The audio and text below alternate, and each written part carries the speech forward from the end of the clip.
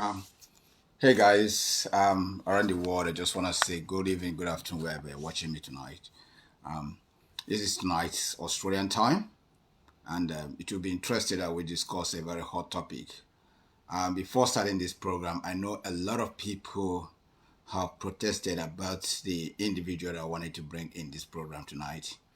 I read some comment about you guys. I read some comment about him too, that you guys are protesting about. I've seen my inbox. I've go through the invoice and look around this thing. I thought that it is wise for us to give voice to voiceless, and that is one of the aim of Laobe. Um, we should not be biased. While we focus on this area, we also give ears to the other area to make sure that everything runs. So the individual that we will bring in, um, I know how you guys will feel about it, but you must hear him. He also have valid argument to argue on his own distinct side. So we must respect that idea. And if you want to debate, you debate in a way that it will respect everyone. Okay. And here in Australia, we give voice to everyone, and we know that their voice must be respected. So if I bring him in, so we all have to just say your thing. I have seen also a lot of protests against him here, but like guys, you know what? We have to hear him out and make things balance. Okay. Thank you very much. I will try to bring him in.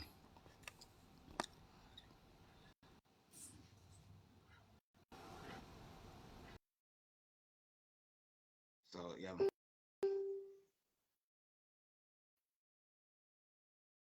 yes.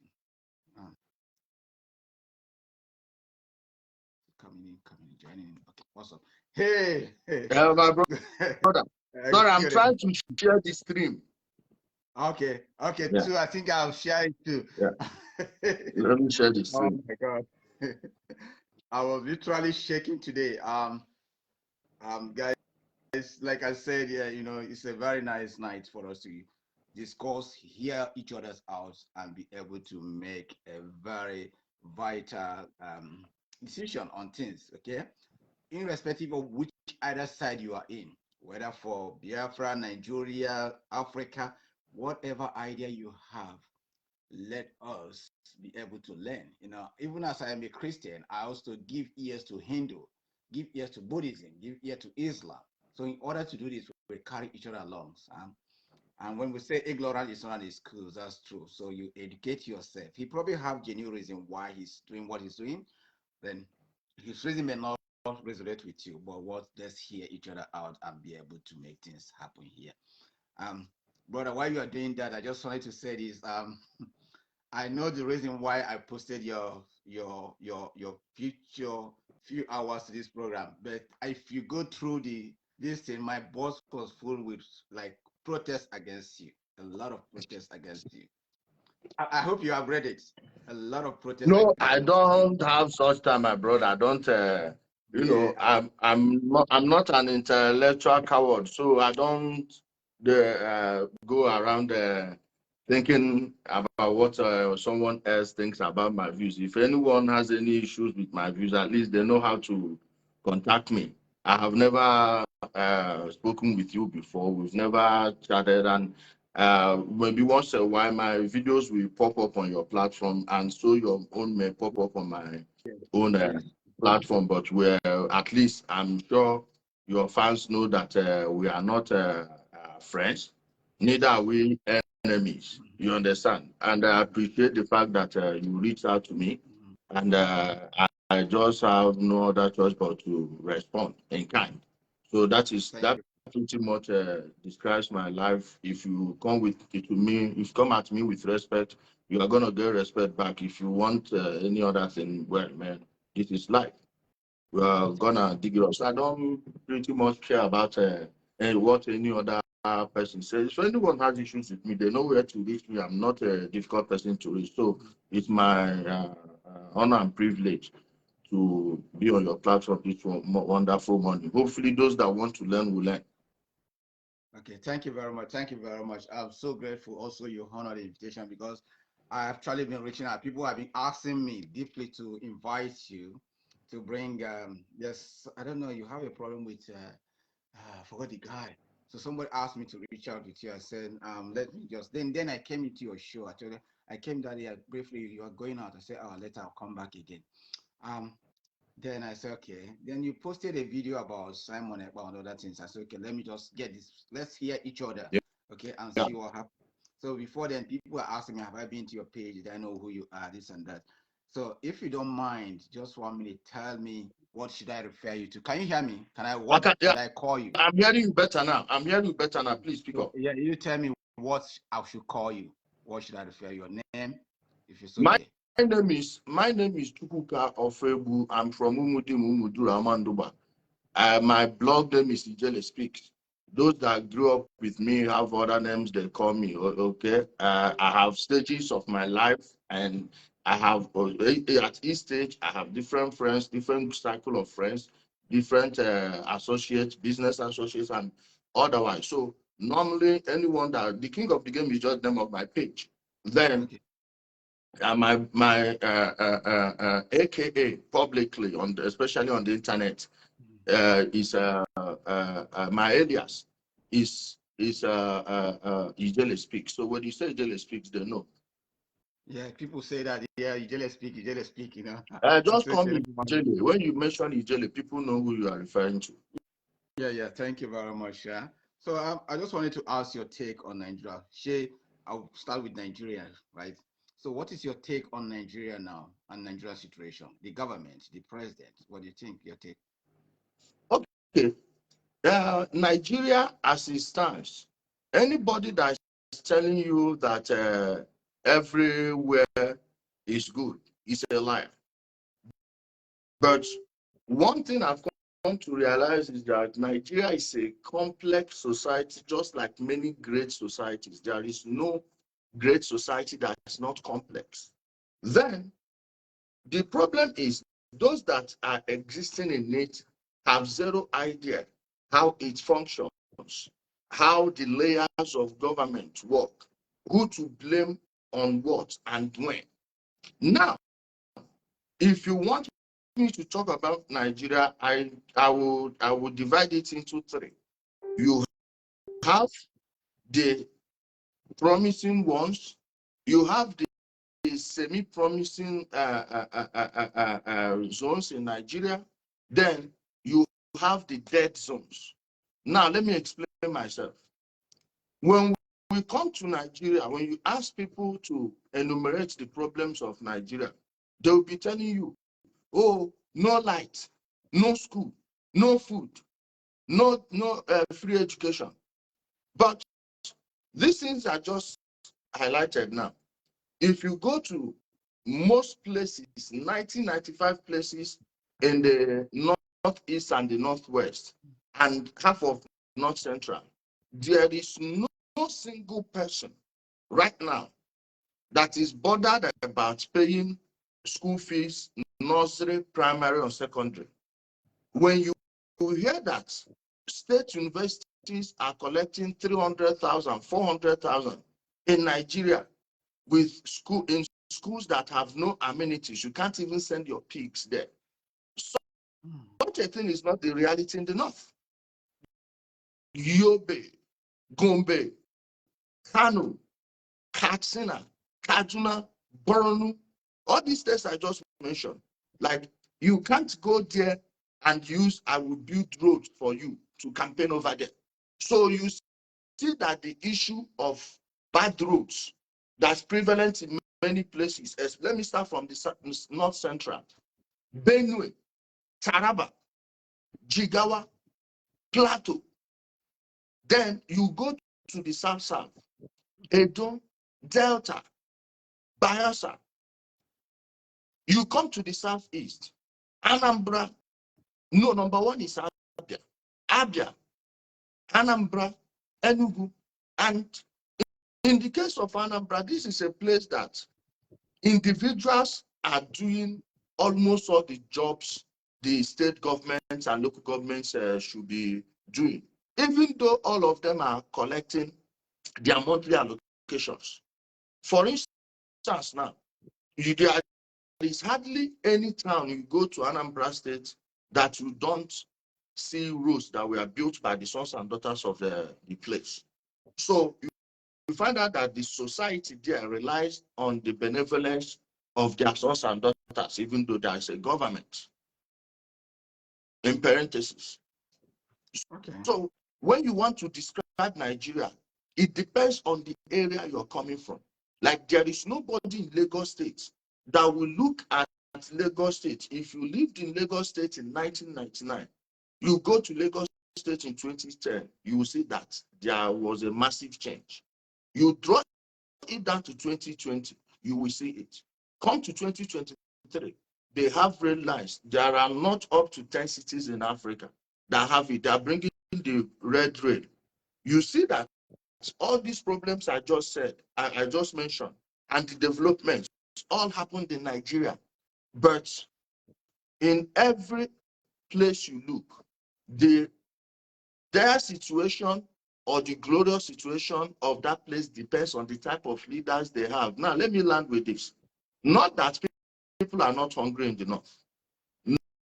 Not that people, you don't have people that are disenfranchised educationally. You understand? They don't get a vote on education because you get to those places, you find out that there are areas that up to 1 million people have not traded in the last 10 years. In the last 10 years. You, you see those remote areas. And if I'm going to focus on Kano City, Kaduna City, but you don't go back, you don't like in Niger State now. If you focus on Mina, Suleja, what do you call it? Their head cap, Mina, Suleja, and the Bidan. You focus on all these places. Shiroro, half of Shiroro is now, of course, you know how big the place is. We have problems. Those places, you have problems of education. And it's mostly because those that were given access to education are not using it. So, in a nutshell, I will tell you that wherever you go in Nigeria and the leaders are telling themselves the truth, they are seeing a light. But the places they are deceiving their people with half a century old ideology built on lies. You don't see anything there. Like you go to Bayelsa, you know the noise they were making during 13% derivation. Look at what their 13% is. People want to strike because they want the state governor to increase their minimum wage to 30,000. Now, there is no federal civil servant receiving 75,000 naira as a minimum wage.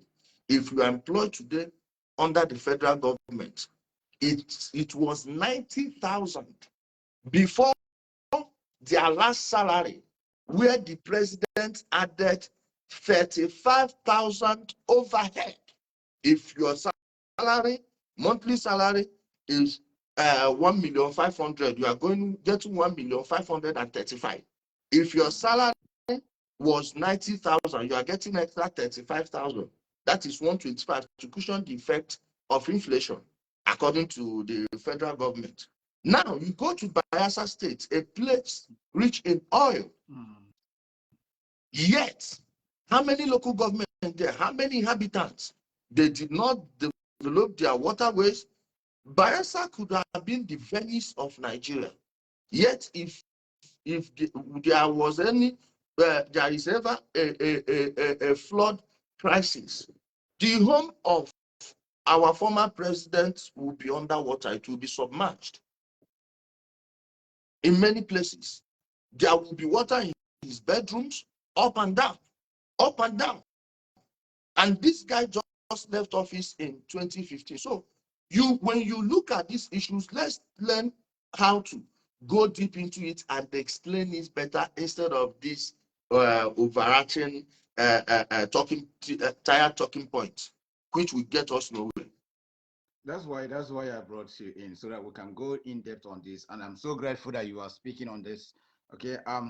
You said it. So from your view, do you think that the northern side or the northern side is more better than other side of the Nigeria, or the But governors and the leaders in the northern side are performing better than other side of the Nigerian country? 100%. In the southeast today, in the southeast today, there is nobody who would deny the miracle. Of course, it's not miracle. If you actually want to be responsible, you will get anything done. Look at what the miracle Dave Woman performed in Ebonyi State. As big as those were, what El-Rufai did in Kaduna, investment and all that, in 4 years, trumps all of them. What Zulum did in Boronu in 4 years, just understand the standard. There is nobody who deny that the best hand in the just concluded administration in the southeast is Dave Umar. Nobody who deny that. I've heard that, yeah. Just for instance, this issue of palliatives, how many communities in the south, especially the south and the southeast, then the north central, how many, you see why I added, like, it's half of north central, you know, and let's tell ourselves the truth. When you come to the southwest, sometimes 80% will be working, the other ones will be sleeping. Then you see maybe 30%, 40% work, then the other side will be asleep. Then you come to the south. Rivers, Akwa Ibom, Cross River. These are the 3 performing states in the south. Bayelsa, Edo, and Delta, they are snoozing.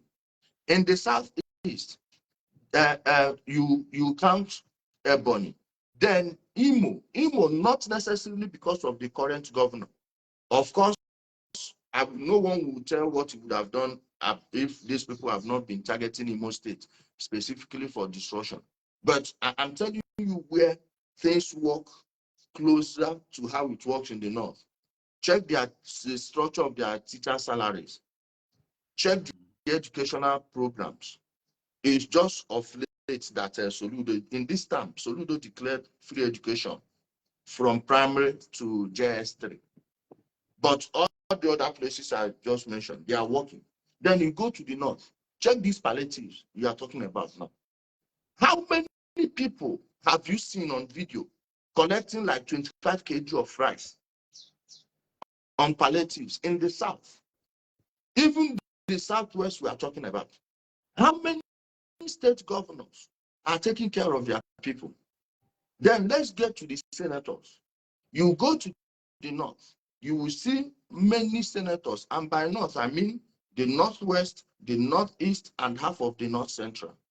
You will see constituency projects, including state publicly owned industries, which by now, the number of industries opened in Kaduna State in the last 8 years trumps the number of public industries opened in the southeast in the last 8 years. Mind you, I'm talking about Kaduna State alone.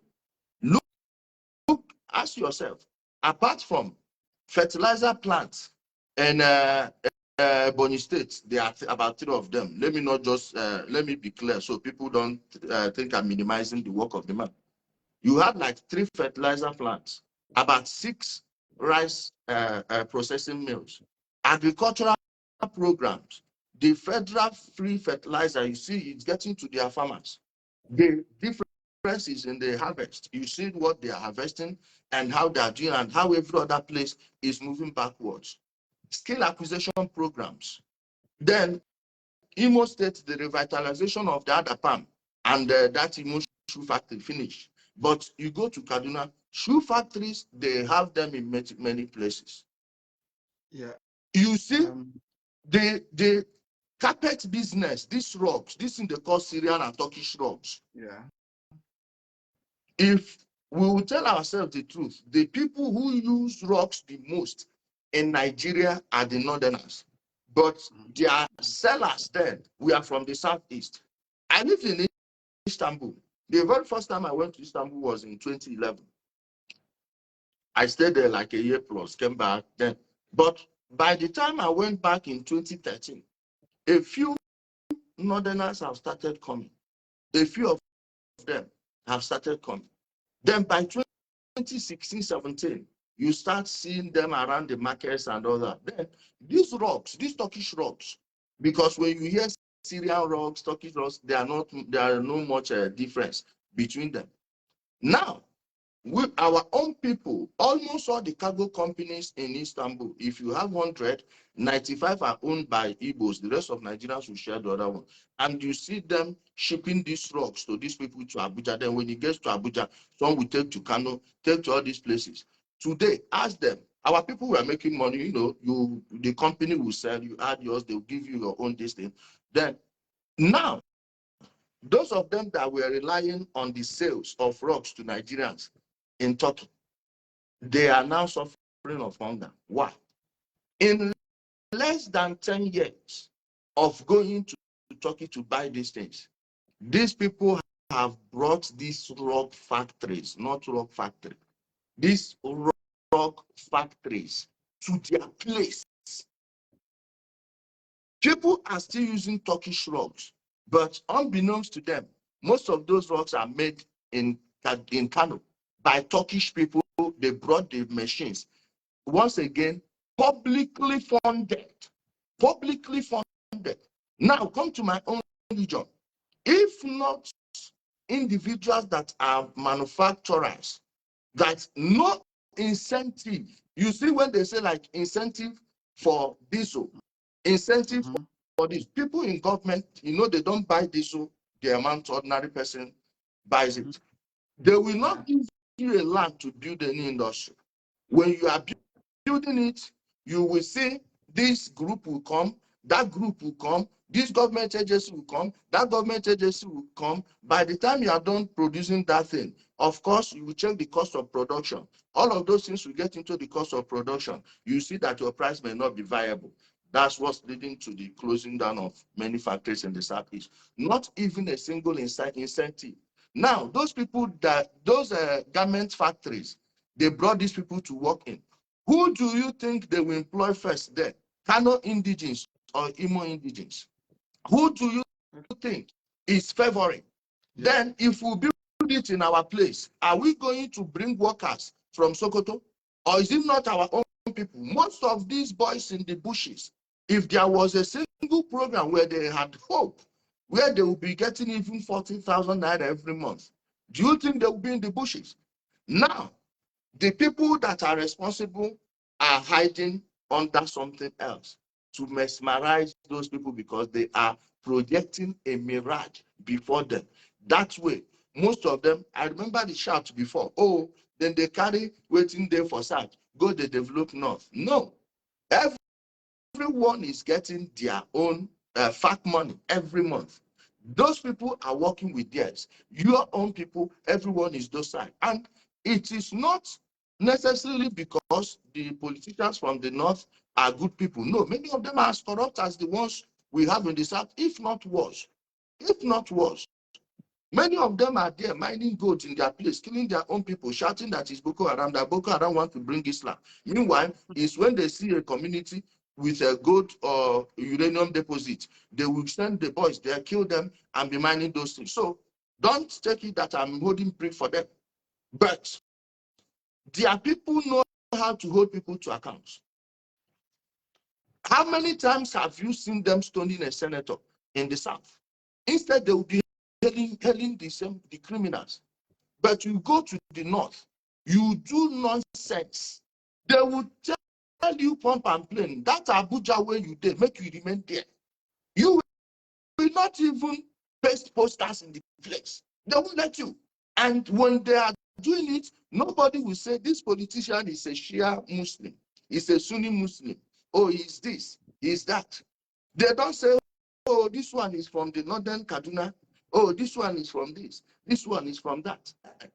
But in the Southeast, they will tell you, oh, you are jealous of him. Is he the only person? What of the other person that left? Now, you see the whole issue here has exposed itself. Those with responsible society are moving forward. Those with irresponsible societies that are hoping on one miracle politician to spring up from nowhere and solve all of their problems, see where they are. It is the way the people follow their politics, the way they look at things, the honesty with which they discuss public affairs. Not when people, like politicians, know exactly what they are doing. And ordinary people will be concerning themselves with issues that will add nothing to their life. Nothing. Absolutely zero. And okay, for instance now, have you heard that police stopped someone in Kano and killed the person because he refused to give him 15 naira? Have you heard that? You try it. The whole police station will go up in flames. You So, will not Ijele, even do it on the road. Passers yeah, but by will ask you what do you think you are doing. That's why most of the people from the south don't want to be posted to the north to do police work. Why? This extortion does not exist there. It's not that the policemen, they are angels. No, it's because the society will not allow it to happen. So this is thank you how very I'm going to much. learn. Okay, thank you very much, Ijele. So while we are doing, let me ask you, somebody wrote this thing. Then it says, he said, why is that there's viable airport in Lagos, seaport in Lagos, and there's no also federal structure in the southeast? Please, the person asking you for a seaport, ask him where that sea exists in his place. And they have this culture of telling lies about how airports work, how seaports work in Nigeria. That Lagos is getting enough cargo. Of course, last year, the One port received more cargoes, processed more cargoes, both export and import, than the Apapa port. The One port. Now, if you are clearing your goods from Lagos, it's more expensive than One port. So, if there is anything, who do you think is being favored in this place now? The people that are the One port. But the other ports, you have 15% discount from the federal government.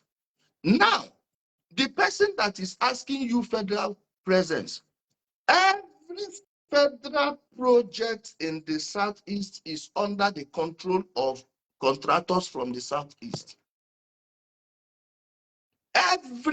I repeat, every federal project. Hope you saw what Umar is doing with them now. You saw the gang up against Umar. Who are the people ganging up against him? Contractors. Majority of the contractors are from where? The southeast. So these people, let them learn how to start their investigations from home. It is even good for the first time, the ongoing project to dress Orasi River and move into the dredge it into the Atlantic Ocean is ongoing. And for the first time in the millions and billions of years the land has existed, there will be access to Atlantic Ocean. So the person that is asking you that thing, ask him where that sea is in the southeast and they didn't build ports. You know, when federal government, do you think Lagos is very congested?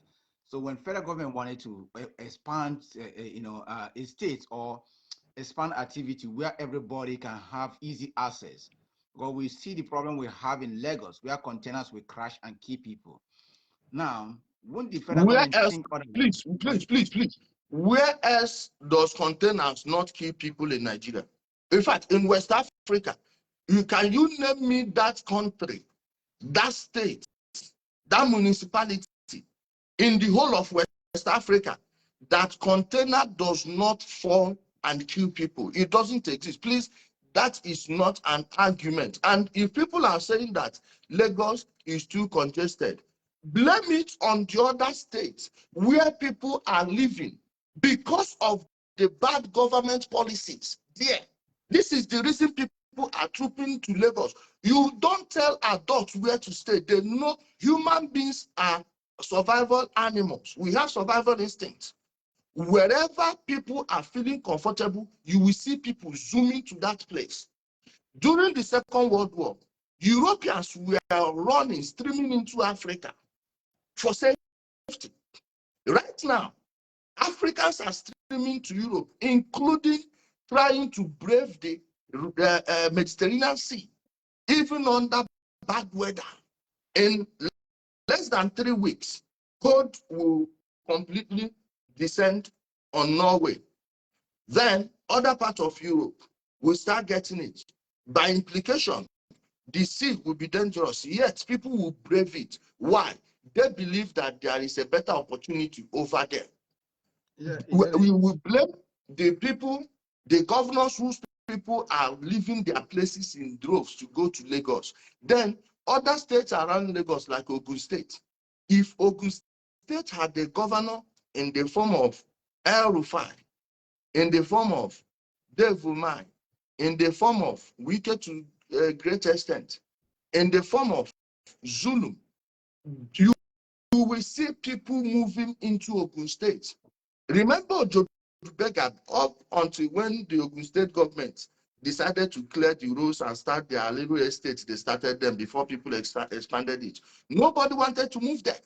So if they would, other states, nobody who does, there's no one who doesn't love staying in his homeland. But you go to Lagos State, how many of those people are from the Southwest? That should be your first question. Then when you look at those things, you find out that until we get other states right, Lagos will continue to boom. And if their governors and their local government chairman continue this trend or better it, you are going to see more. So there is nothing anyone will do about it except these ones stand up and carry out their responsibilities. Thank you very much, guys. I just pinned a phone number there for this particular topic about Nigeria. If you are keen to ask Udele a question, it's not less than 2 minutes, then you can call in that number just for this topic, Nigeria himself. I should break it down here, guys. And again, if you are calling in, please, like you see, let's be sensible, and there's nothing like using a word that is not profitable to us, okay? Yeah, I know you have your freedom of speech and you can speak whatever you want to speak, but please let's be respectful, like we said here. Let's go back to this topic again. We talk about the federal presence in the southeast. You said it's about the southeastern contractors who are holding those things up. Can you tell me any project of the government, like the immigration, the where you can, we know that the immigration headquarters in Abuja, right? The police, the But police head. yeah, but excuse, are you expecting the immigration headquarters to be elsewhere other than the capital city? Now listen, let me Passport go this. passport offices in the southeast are working. They are functioning. Okay. And when you talk about federal government presence, let me even go into this thing now. Let me land for then you finish, okay? Then Okay, you can okay. counter this. Yeah. I say that like the federal the immigration headquarters in Abuja, right? Then Yes. we have police headquarters in Lagos.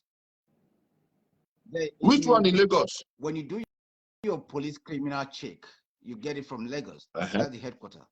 So then in Southeast, there's no federal present in Southeast. So now, can you explain why there is none? Where is there none in the south? Apart, where is there none in the northeast?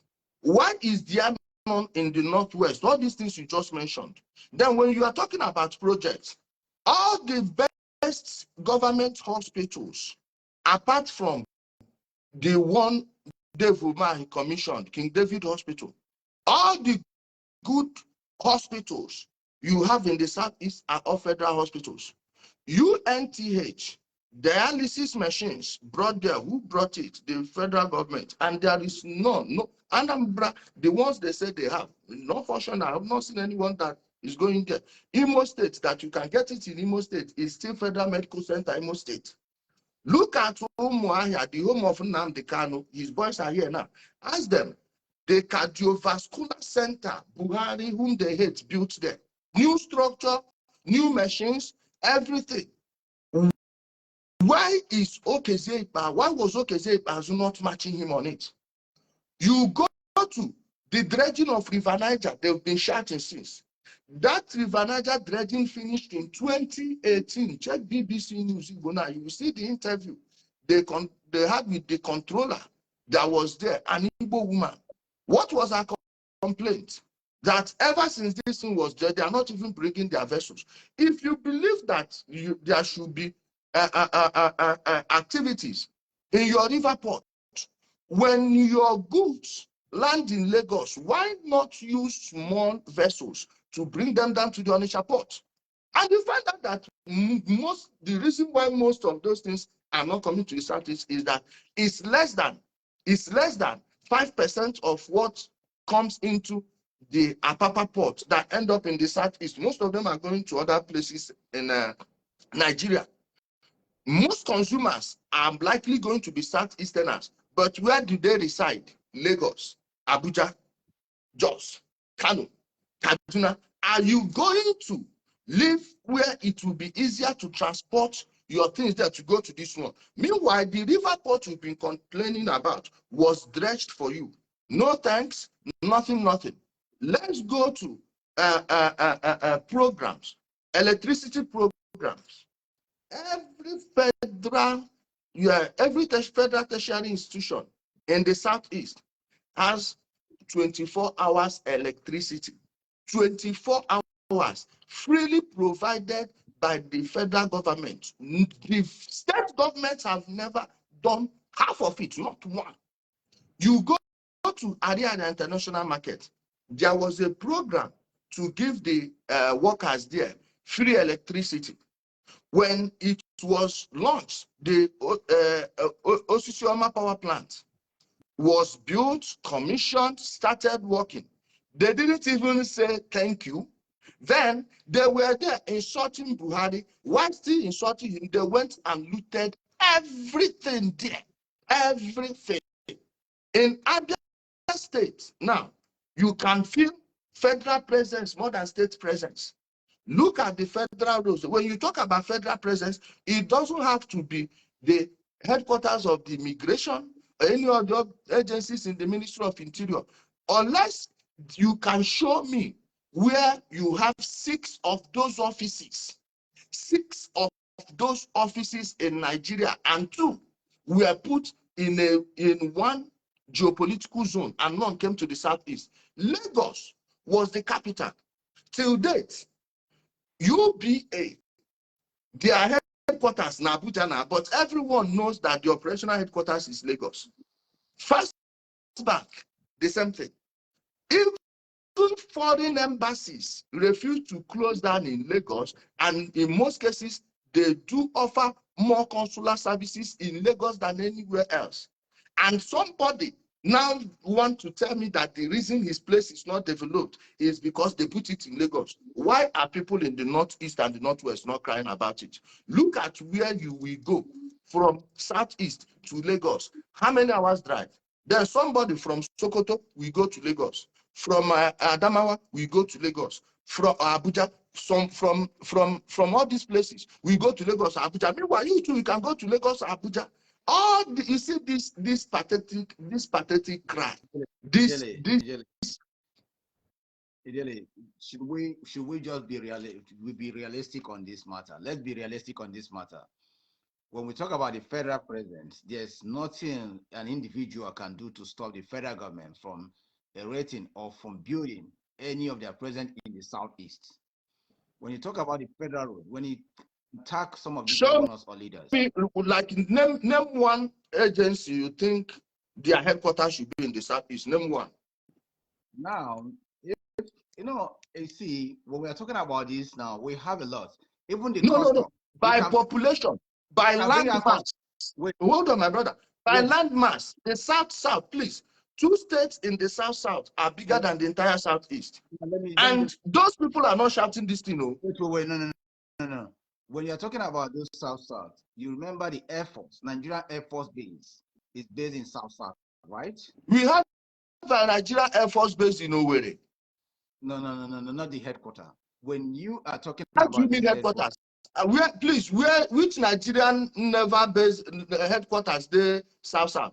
If you go to South, that's where you get the Nigerian Navy base, highest Nigerian Navy base. Where the sea will get. Wait now, you now ask yourself. So you will leave the people that are living on the Atlantic coast. Please hold on. Vessels carrying oil in Nigeria are following there. Hold on. Wait, I'm coming. I'm coming. 1 minute. I want you to explain to me why. Why? The naval, in fact, the naval base in Lagos and Port Harcourt and probably Bayelsa should be bigger than they are. You are talking about the Atlantic Ocean. So they would leave the coastal state and come and build navy what platform on a dry distance. Then when you are talking about the dry installations of the Nigerian Navy, you have where you have. You see, you asked me what would Nigerian government build now. I told you they can actually create a place for custom headquarters in any of the southeast area. But now, how many customs activities do you know that you have more economic? Hold on, please. You have more economic activities in Kano, Katsina, Kebbi, and Kaduna than the entire southeast and half of south. Like, what should necessitate you have customs regional office in the southeast, too, just like you have in northeast, you have in northwest, you have in the north central, you have in the south, you have in the southwest, just like you have in the southeast. Now, why should arguments be about the naval base in the south when the ocean is not in your place? Now you are asking me, we are trying to make something, get some answer here. Okay. I told you the federal president can present something to show that the southeast belongs to Nigeria or is part of Nigeria. You asked me what can they do. I told you that these people have not seen any federal presence in their area. Nothing to show up. You have your custom, you have your immigration, you have your road safety, you have other ones that you can. You see, the government, government channel people's mind where to go. If at all you're in the east, now, if you're in the east, you want to get something in Lagos, you have to travel all the way to Lagos. And that will down there, right? Now, Lagos and also remember, those things you are talking about, people also come from south, which is further than the southeast, apart from Edo and Delta. Those people still have to go to Lagos, and they are not telling you that they don't feel belong in Nigeria because they did not bring it to their place. We are trying to balance things here. So I'm trying to, I need you to give me something that I will chew on, something to chew on, because all these ones you just mentioned, one, you went to Navy, and you are talking about a place that the Atlantic Ocean flows into people's homes, See, then you are trying to, no, you need to, because I love the fact that you said we'll do this in segment. Yeah. You see, that's why when I'm doing something, the argument was, what I asked you, the federal presence you think should be in the southeast, you went to Navy. When there is no basis for setting up a naval base on the sea in the southeast, because we don't live on the coast. Yeah, we don't live there. Okay, then you said customs. Wait, you said customs. If we had seaport in Onitsha, you have customs office in Onitsha. There is no about a branch. We're talking about to make you feel that. Can you bring the headquarters to the southeast for what? Why should they bring the headquarters to the southeast? Like, for what reason? Give me a reason. Why did they have to build in Lagos? This is to show you that because Lagos was the former capital. Hold on, I'm coming. One, Lagos was the former state capital city. Two, people that will be coming for that particular office from Lagos, when they are too much, you just have to put it there. Then, when the demand is too much from the east, you will still see it there. And you cannot mention a single office that you will say, those of them, okay, when they say Igbos are the highest importers, those importers, how many of them are living in the southeast? Yeah? Those major importers, how many of them are living in the southeast? Most of them need this activity. You should have asked yourself why embassies refuse to close the offices in Lagos. What population? In the southeast, when you talk about people who are living their region, their zone, the southeasterners are the ones living. So why should they be taken there? And why would somebody tell you that the reason he doesn't feel belonged is because this one is not there? Apart from Abuja being the capital city, show me any other thing they took to the North Central, Yes. Northeast income, Northwest income. Udele, 1 minute, please. Okay. Okay. All right, go on. Okay, good afternoon. Can you hear him? I can't hear anything. Can you hear him? It's like I'm hearing his voice a bit now. Okay. So, yeah. Can you hear me? Yeah, come I closer. can hear now. Yeah. Okay, I'm closer enough. My Okay. phone is in my ear. Okay. Can you hear me? Yeah, you can Hello? hear. Yeah, I can hear you. Can I come? Yeah. Okay. My brother, I like the topic, but there's one thing I want us now to always that they like. I know they like make we, especially the Eastern and the way they do. Every time they play the game of victim. Are we too special? We dey talk about build something for Southeast. What about the other side? You never ask. There's a state called Oyo State. There's a state called Benin. There's other state there. Okay, come to talk about it. You say me and you know say that the federal, the president, now him be the commander in chief of the armed forces in deciding anything that is happening in the country. Abi? Exactly. So, brother, be fast because you just Okay, got now 2 minutes, fine. please. Okay. When Goodluck Jonathan was president, what did he do for Southeast? You ask yourself, the whole of the Southeast, what did Goodluck Jonathan do? Now, why we go blame Buhari? They blame Tinubu right now. When Goodluck Jonathan was the president, what is one thing that he did for the Southeast, for the Biafran? If you say now, we could talk about Biafran. So do you have a question? Sorry, brother. Do you have a question for Jele, or you are trying to chip in what he's saying? No. Trying to chip in. I'm trying to chip into what. Okay, you have 1 minute left. Finish up with 1 minute, yeah. No, his points are valid. Listen, his points are valid because the standard with which. Okay. Wait a minute, please. Yeah. Okay. The president support when Goodluck Jonathan was the president. All these things you are asking Ijele now, he's supposed to have done it. Okay. That's what I'm saying. If you feel that these things are necessary to be done, and besides, all the little ones we did there right now, when now the candidates make them burn all these ones, by now they could don't burn all these things now. Eastern now, nobody will go to fix them now. So all these things now, until we are ready for politics in the Southeast, that is when we take all the political apparatus very seriously. Take any little thing we see from the government, even from state or anything, we take it seriously. That's when we will know that we are ready for politics. Thank you very much. Thank you. Let me add something to what you said. You see, the standard by which people judge other presidents are not Goodluck Jonathan. You see, under Jonathan, the 5 major ministerial portfolios, out of 5 of them, 3 were from were taken by Indigo. Let's go with from 1999 till 2015. Indigo they have had 4 aviation ministers, 4, and not a single runway was upgraded. Not a new radar was installed. Oba Airport, Anambra Airport should have was supposed to be at Oba. What excuse did they give? Oh, they're close to city. Okay, look at Lagos Airport. No, beside Ikeja. Look at Asaba Airport by the roadside. It's even going to make the airport more viable. Osta Chidoka was the aviation minister. What did he do? Kema Chikwe was also an aviation minister. Her husband is from Naze. The Imo State Airport is in Naze.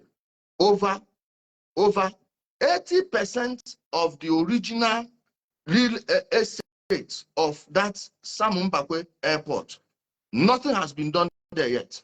Under her administration, you won't point a single thing she started and didn't finish there, someone else took over. Stella Odua was also in the aviation. She did not say, oh, okay, I don't like these people. They are not bringing development to my own side because it's River and Rhine area. Let me take the airport there and build it there. Issa Yuguda, as aviation minister, look at what he did at the Bauchi airport, and he later became their governor. The other woman from Imo State, I think is Anyanwu Onjoko, was also an aviation minister. What did we get there? Labor has been under our own people. What did we get there? Agriculture, yet not a single farm. The anchor borrower program, if you have a property worth 1.5 billion, as a farmer, you want to invest it in farming, you go to the federal government, they will give you 3 billion. But you must have properties in Lagos, Abuja, or Port Harcourt. And not Abuja is not everywhere. It's FCT, inside FCDA area. And it's only that place. Go there and check how many people from the southeast that collected 3 billion naira each. And I dare to tell you that you will not show me a single farm. A single farm.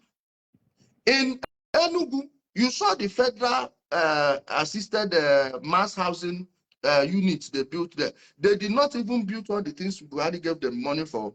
But can you show me a corresponding housing project by our own people that we elected into office that are collecting their FAC money every given month? The problem is under Jonathan.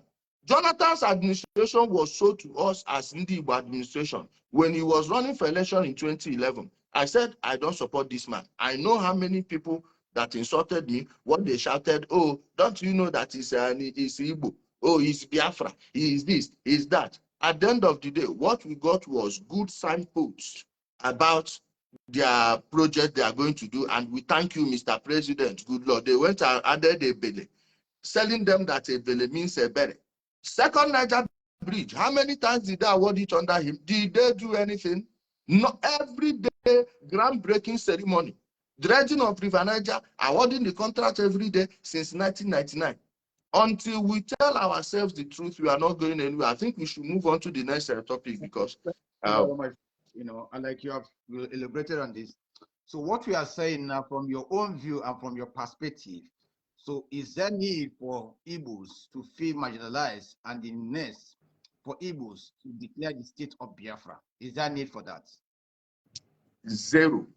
And I can tell you this. Igbos have been, let me answer the two questions. Let me answer the two questions and I'll give you one. One, Igbos are being marginalized. But the people marginalizing in the Igbo and the Igbo, I will prove it to you. Anambra State, people have been drilling the oil of Anambra State for over 50 years. Meanwhile, all the period the federal government is doing oil program, giving money to the states and subsidizing them with oil money. They were collecting from other people, and not as if the oil was used to develop those communities where they are getting the oil. Instead, you kept on hearing Agulere and Umuleri are fighting. Of course, every fight, even Otuocha and Anam, we call it Agulere Umuleri fight from time to time. But since the federal government took that oil in 2021, we've not had a single fight. The oil those people were drilling, what the money they were, how much did Soludo receive at once? 382 billion naira, just under 1 year. And mind you, it was 13%. Of course, this is what they told you was the 13%. Now, in a year, a state collected 382 billion naira with a B. How much do you think those people have been stealing over time? There is no important ministry, finance, petroleum, or whatever that an Igbo person has not been in. What have we gotten in return? Sports is the fastest driver of development in developing countries, especially when you have poor people, because people who are talented, just give them the opportunity to excel and display their talents. They will make their own money and even help their communities. How many football programs are they funding in Alibo now? How many athletics programs are they funding in Alibo? We have able-bodied men, strong, everywhere you look at it. Combat sports, MMA is big money. You live in Australia. You saw how it was when they hosted UFC there. Do you know how much the Melbourne government wrecked in because of that thing? All the Australian fighters, hope you know they are not a part of the unemployed people. So why are we not replicating it in our place? Then when you talk about is there any reason for Biafra? And I'm telling you, there is no reason for it right now. And I will also tell you this one. Currently, since 1999, since after 1970, there has never been a single movement, not one, set up for the actualization of Biafra. Not one, not Mazop, not Binie, not BIM, not IPOB, and definitely not Biggie. No, this is just noise. Noise to distract people. Noise exploiting the emotions of what happened in the past, of which we were not told the real story. There has never been a single time in Nigeria that Ndi Igbo were attacked first. Hear me. There has never been a time in Nigeria Ndi Igbo were attacked first. People will always tell you, oh, the pogrom that happened in 1967. You forgot that what led to that was what happened in 1966. Because there is no honesty in our conversations. What happened in 1960? What happened Pardon? in 1960? What happened in 1966? Okay, let me explain 66. Of course, the book I wrote, the name is Reverse 66. It was like a chronology of everything that happened in 1966. Now, in January 1966, the then this brigade commander of Lagos State, I've forgotten the particular place. Of course, I will refresh my mind. That is Brigadier May Melari. In Lagos, he was celebrating his marriage to his second wife. At that time, the prime minister was from Bauchi State. Tafawa Balewa from the PM from Bauchi State. The president, which is the second in command, was from Onitsha, Nnamdi Azikiwe. The chief of army staff then was the then commander-in-chief of the armed forces. The armed forces was not under a civilian control yet. Over 65% of the officers in the Nigerian army, officers, are from the southeast. Then it was the eastern region, are from the eastern region. In the civil service, over 70% of the people were Igbos. In the administration of Tafawa Balewa, the cabinet he had, 47 were Igbos. Less than 15 were Northerners. About 8 were from the Western region. Are you understanding what I'm saying now? So the only position our people were not controlling was the PM position. Finance was Okotiebo. Was the PM position. What happened? On a night they said they carried out a coup they refused to call an Igbo coup. Nnamdi Azikiwe happens to be the only one that was absent from the event. He was not in Lagos. He was abroad in London. And who led the operation in Lagos? An Onitsha man, Emmanuel Ifajuna. Are you telling me that Ifajuna could not have contacted his brother Nnamdi Azikiwe from the same Onitsha and told him to stay away, so time, which made him stay away? You cannot convince me otherwise. And no, let's get this one right. When you are speaking, you cannot just presume. Now we are going for the fact. Leave presumption alone. No. Because that is why I try to make, when I say something, when you are not where something happened, you just follow the evidence and see where it leads you to. And that was the reason I told you. Nnamdi Azikiwe happens to be the only one who was absent in an event his boss was in. They said he took his annual leave, but that was not when his annual leave was due. That was January. It wasn't when he normally takes his annual leave. Then the person leading it in that Lagos happens to be an Onisha man. You want me to believe that it wasn't the one that tipped him off? It's impossible. Let's tell ourselves the truth. Then in that night in Lagos, after the occasion, everybody went home. Ironsi was supposed to be home. According to the account of the people that carried that in, they said they went to his house. They did not see him. Now follow me. The person they went to look for in his house, they did not see. Later met the coup plotters at the Lion Building. Lion Building, the police headquarters in Lagos. The army had already taken over that place. Then two people stationed at the gate saw him, gave him compliments. He left. The same person they said they went to look for his house, to kill, saw them somewhere and they failed to kill him. Second encounter was at Oniko roundabout. After they met him at the Oniko roundabout, they opened the barricade for their commander-in-chief.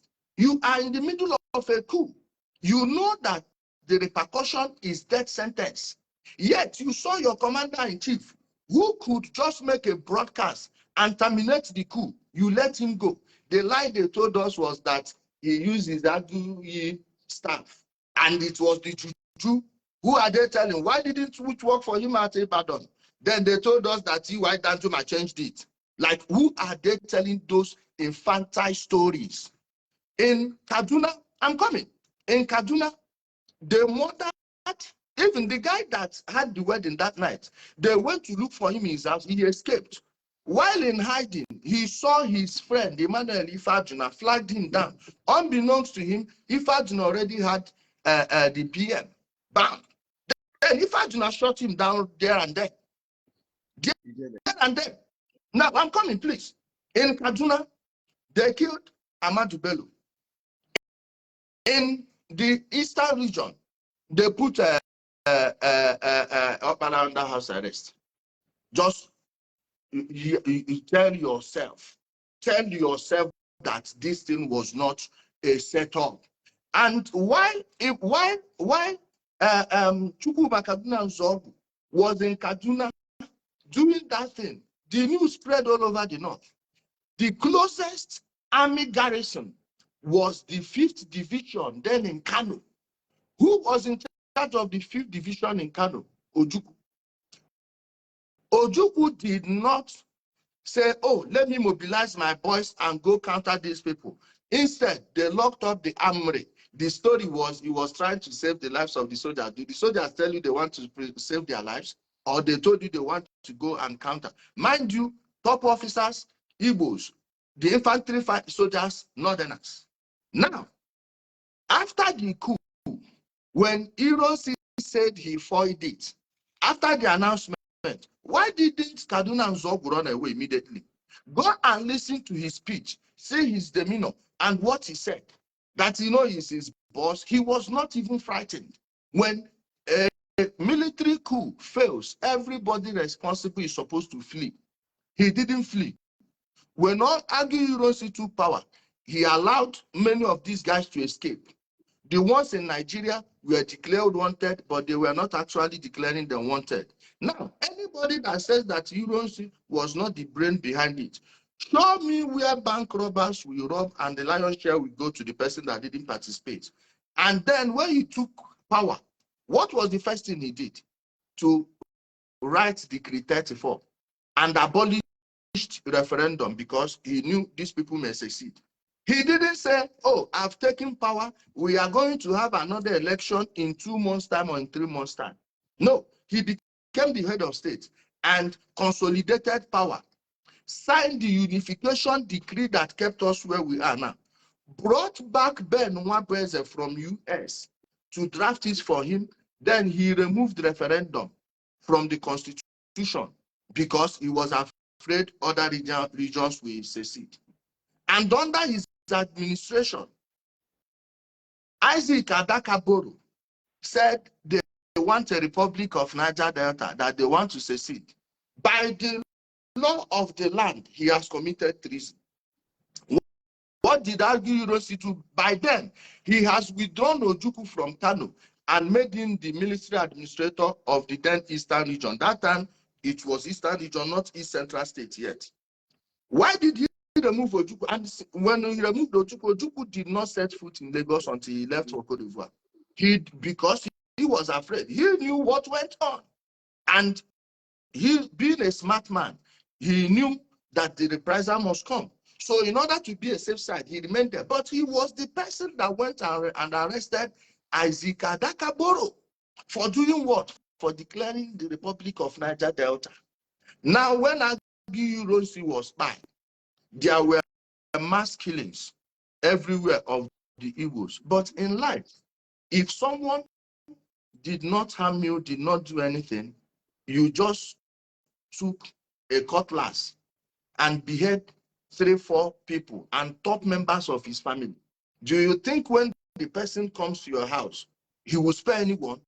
This is what happened. And they started shouting, massacre, massacre. Then, mind you, in Kano, where it was much, the emir was riding in his Rolls Royce with loudspeaker, calling people to stop, of which, of course, when anger, when animosity has entered into the minds of the people, they can do anything. People shout about pogrom, but they forgot the song of Ewu Nebe, which they were singing in Enugu, that the prime minister was spy like a goat and he was crying like a goat. This is a song they were singing, and you even have the cartoons, caricature of everything. And anybody that wants to recite this thing can find this thing online. You will see them black and white. So why are they shouting when they drew the first blood? And when everything went to normal, go on, was on the verge of course, he started changing so many people. Ojukwu knew he was going to leave. Okay. Thank you for fantastic history. But when we draw history, we take out our emotion and be realistic on history. Before I believe I'm 1966, doing that already. No, before leading to 1966, there was a chaos against Igbos. Now, before leading to 1966, there was a chaos against Igbos. A lot of Igbos were killed in 1945 in the north. A lot also were killed in 1955. Enugu 53 hold on. Enugu 53 in 53, it's about coal mine. They are protesting. They want it. No. It's not about it's not. This one is not coal mine. That one was with white people. White people. Then 58, there was in Enugu, which was our headquarters in Enugu. Yeah. And please name those crises. No. And when the crisis that happened, the first religious crisis, first crisis in the north with religious coloration was targeting everybody, not just indeed. Even many people from Calabar that were living in Kaduna then. I even know families directly. When you say emotions, my brother, I don't discuss anything with emotions. That's why. Yeah. Okay, go ahead. I'm not hearing you very well, sir. Trying. I gave you time. Let's come back. Okay. You have been saying about the northern here, north here. So north, by grace, is where I actually grew up. Okay. My life is all.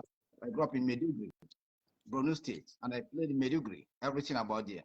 So when we are talking about this draw of emotion and how Igbos have been perceived, I can categorically tell you it's not because of an Igbo that Igbos have been marginalized and they have been targeted. Now, when you're talking about the war, people, we need to set this straight. Igbos did not lead the coup. You see, Emeka Nzogu, people say Igbo. Yes, we take responsibility when we have South, like they say South. But man, if we have to go in the way South people think, it's not an Igbo man. It's a Saba man. So, but we take the responsibility and say Igbos. Please, my brother. Yeah. Wait. If you actually believe that Nsogu led that coup, and you don't see in Lagos was spared. I have a bridge to sell you. If you ask, let me tell you one thing about our leader from the Southeast, especially within Igbo land. You see, they have this knack for setting people up in front to take the fall for them. If you were the one leading a coup, the capital was in Lagos. Why would we be in Kaduna? If you were actually, okay, how did Kaduna Zogu die, please? Brother, what you are just giving now is assumption. We are going by record with the event that takes. No, how can you carry out a coup that will decapitate the leadership of the country and you are not at the headquarters? Do you know the distance between Kaduna and Lagos? Bro, you are trying to tie things together here. We are trying to go direct. I'm not tying things together. It's you that refuse to see the truth for what it is. And it was an Igbo coup. I repeat, read my lips. It was an Igbo coup. All the people, okay, Nwaoboshi, and his gang were the one that killed S.L. Akintola, and his Orji and his group killed Ademolegun. Everywhere, the people that seized power in the Midwestern region, which was what we later came to call Bendel, we are all Igbos. Then when they removed Ejo, they inserted an Okafor as a leader. Okafor, my brother, lived this thing. And in our own place, nobody died. They only put him in the house. Let me open the windows, please. I'm coming. Okay. Guys, thank you everybody that are watching here, guys. It's good that, I'm debating with Udele. It's good that we say the history straight than to being biased or being assuming on things. When we overanalyze things, we get into problem. We begin to pay things that does not make sense to us. We just have to bring the history and keep it just the way it is. When we begin to no. We need to investigate the history. We need to investigate every history. We don't keep it the way it is, so they don't keep on deceiving people. Assume that this is what happened. That may not be the realistic thing there. The whole thing was unfolded before the masses, and we can always get our history correct. But when we begin to jeopardize and begin to add our own up, then history has been tampered here. I added nothing, my brother. I added nothing in those. All this is I gave you a historical facts. I just come. Let me see who is this first. Hello? Hello? Yeah. Where are you calling from?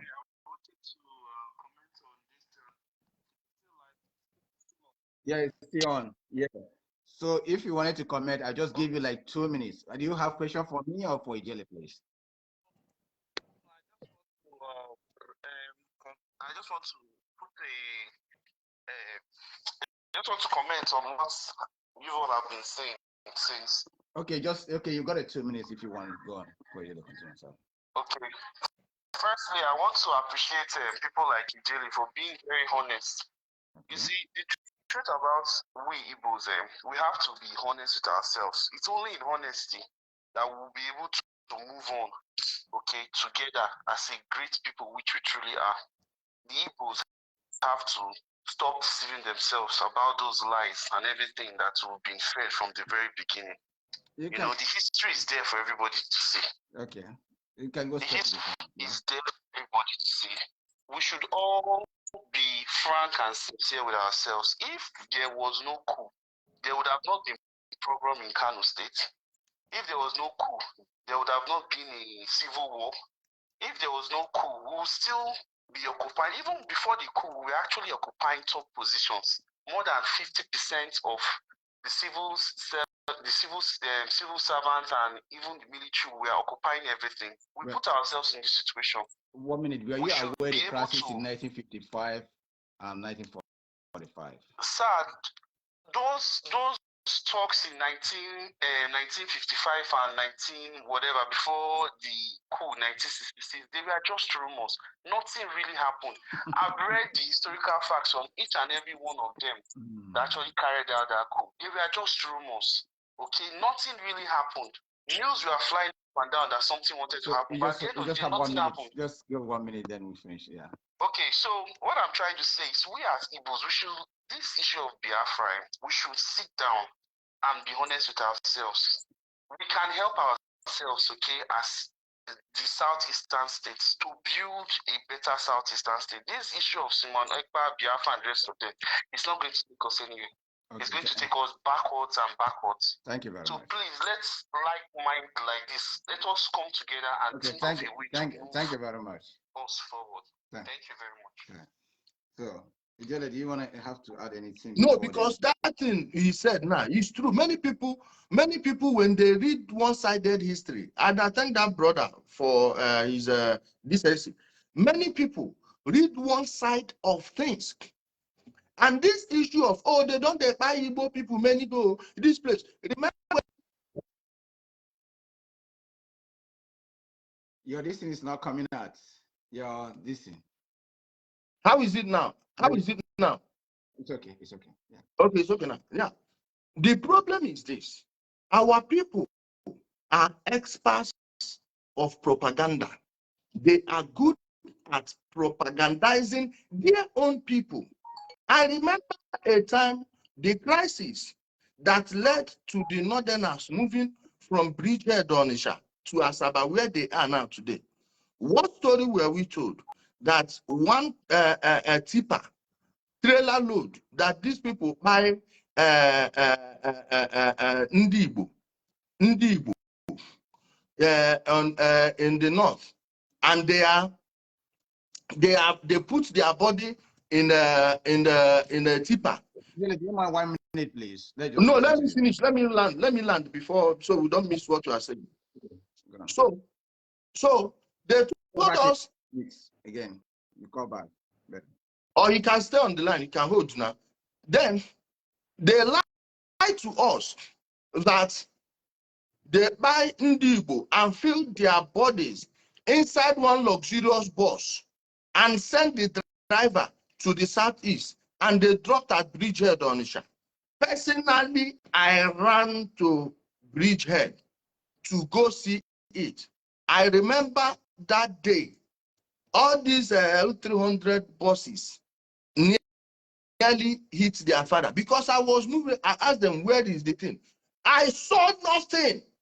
But do you know, in the evening, in every neighborhood, this was the news. The next day, these people went to Kano Street. They burnt their mosque, carried the money of all those money changers there, killed those that didn't flee, come to Bridgehead, killed them, took their goats away, took their cattle away, went to Kara Market, destroyed their place, took everything away, stole it. That land, other people appropriated those lands, I'm telling you, to themselves. Only the mosque remains today. All these places, they left. Till date, if you call an average person from us, he will tell you, oh, that thing happened when they killed Ndibo and brought their dead bodies home. They will not show you a single person. You will not meet one person that knows someone who lost somebody there. And this is the problem we're having. You may call the other caller. Let's hear him. And let's talk about this current Biafra issue, because we're almost 2 hours into the program. This current Biafra issue, let's use it to clean up. Before I continue, I call the person now. I have actually, I live in the north, and I know how the Igbos are being marginalized in the north, how they are treated. Yes, them food there. So now let me just come to this one. Let's just come to this one. After this one, I'm going back. Let's go back to the request Biafra. Just okay. 1 minute, just 2 minutes, whoever it is. Just 2 minutes, I will go, because we are running out of the time. Actually, I have to go. Okay. So the caller, you have just 2 minutes, please. So once it's 2 minutes, we're going to come. Okay, my name is Muhammad Aminu Musa Saleh, aka calling from Nigeria, Kano, Nigeria. Okay. Mr. Lawumbe, my question goes to you. Among the procedures involved in getting a new country from a sovereign country like Nigeria, which of them have the Biafra agitators achieved yet? Thank you very much. That is one. Number two question. Wait, please. Number two question. I think it is high time Samuel Epa that has been shouting from his one room to come down to Nigeria and face the military, since the military are in the north, in the southeast. Can you just be civil here, please? Let us then. I'm civil. I'm just giving the fact now. Okay, let me get for, you. Let me him get to you show one. us that he is formidable. Let me get you one. Okay. The first one you asked, what have they done? Now, last week, what have they achieved among the procedures involved in getting a new country? Okay, listen. Last week in this country, Australia, we have a referendum, which I voted. I voted to say yes for Aboriginals, and unfortunately, we lost. wait. No. Last Saturday. And how did this referendum come on? Is because not that they bring the appeal to the government, because of the people, the way they are feeling that they have not been given chance in this country. They are the country, the people still marginalize them in this country. I'm talking so, no, I'm just no. You asked me. No, listen. Wait. I'm just wanting to, Mohammed, listen first. I'm talking about Biafra. Yeah, that's what I'm telling you now. I'm just giving you instant now. They feel that way. No. Okay, Mohammed. Okay, you listen. Then you listen down there. Can you wait? You ask me. You have to listen first. So now, Abuja did not bring this. Abuja, no. You have to listen. Okay, brother, you call back later. Actually, it's 22 minutes now. Now listen.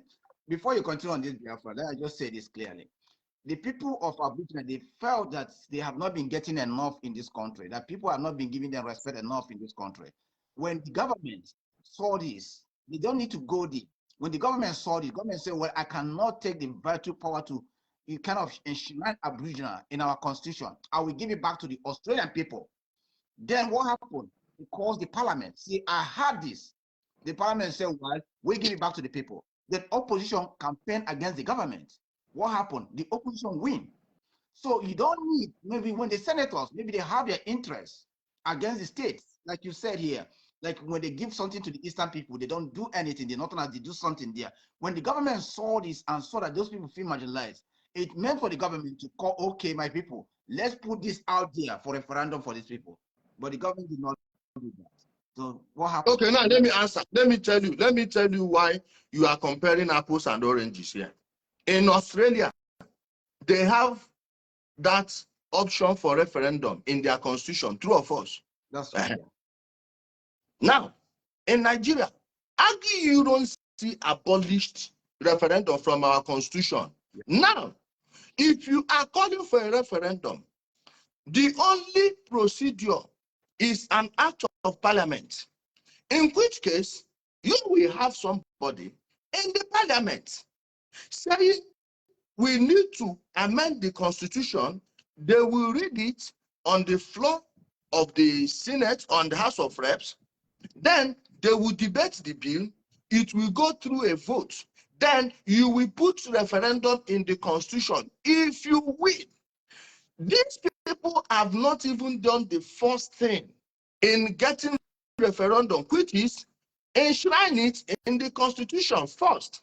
Last year, there was a motion, ordinary motion, to see whether they will open conversation for adding referendum in the constitution. Every senator, including Naya Baribe, who is in his 17th year in the Senate, but nobody can show us a single project worth 5 million naira he did in his constituency. All of them voted no. So these people that say they want Biafra, two ways you can get that referendum.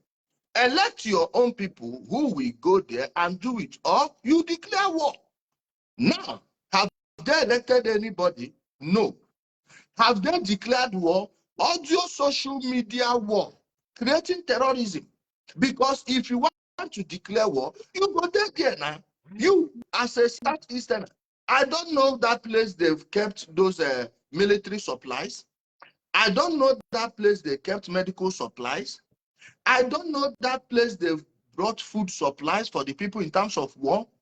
I have not seen a single thing. It is just people making noise, dragging other people into their shenanigans, lying to their people that they are going to this place, going to that place, on what he asked you, the procedures of getting a country. Then they said under UN, under the United Nations Charter, the Montevideo Convention of 1933, When you read what they wrote there, the 4 key points raised there, how many of them have they even achieved? The answer is none. Okay, in that UN, under that UN, according to what they stipulated on that Montevideo Convention of 1933, the parliament will vote on it. Now, the parliament of Nigeria is the House of Representatives and the Senate. So, ask yourself, do we even have the vote? 15 senators and less than 20 something people in the House of Reps, less than 25 people, I think, in the House of Reps. So, which one are they doing? We found out that this is just noise, making money, lying to people. So, in your own view, the quest for Biafra is unachievable, in your view. Let's just be simple. Nobody is even. We actually passed 1 hour 30 minutes, but let's just use this 30 minutes to go on this Biafra issue. My brother, and finish off. Yeah. You will start the conversation by, is anyone fighting for any Biafra? The answer is no. Not myself. Wait, now I'm coming. Please. If you are fighting for, if you are fighting for a country, at least you have a goal. If you have a group, you will be doing those things that are needed to be done to get a new country. Like I said, through introducing referendum in our constitution, then the people will now vote on it. Imagine how many years that one will go. Or you go by the UN charter, which is the Montevideo Convention. None of these groups have done one out of this thing in the years they've existed. IPOB, which is where Simon Ekpa drew his own crowd from, was registered as a private business in the United Kingdom, IPOB Worldwide Limited. And in case you don't believe it's a business, they wrote it a limited liability company. If that one wasn't clear enough, you go down, you see where they wrote nature of business. They told you radio broadcasting and cultural education. I don't know any of these 2 natures of that business that has anything to do with getting a new country. This is a sham, and they are using that issue of Biafra because they know that most Igbo are not aware of what actually transpired during the war. Chinua Achebe wrote There Was a Country. An average Igbo man would be reading that thing as a historical fact, but he was just cherry picking. Then they came back and used this thing to deceive the people. If they were actually going to get a new country, at least they would have set up a political party. That political party, the people they elected there, if they actually have the population, then elect people, they let them go and change the constitution first. You've not changed the constitution. You are telling us, oh, we don't need government. Oh, we are not at them. What option do you leave people? Then their members will be shouting, we don't need government, not knowing that their leaders are selling them that line, knowing that it's a door to nowhere. Okay, you will be shouting Biafra, Biafra every day. Who get your time? That was the reason it seems the government just left 2 people to ruin your place. And at the end of the day, they succeeded in turning it to Igbonistan, all under a lie. Like I said, nobody is fighting for the Biafra at all, let alone getting it. Sugar.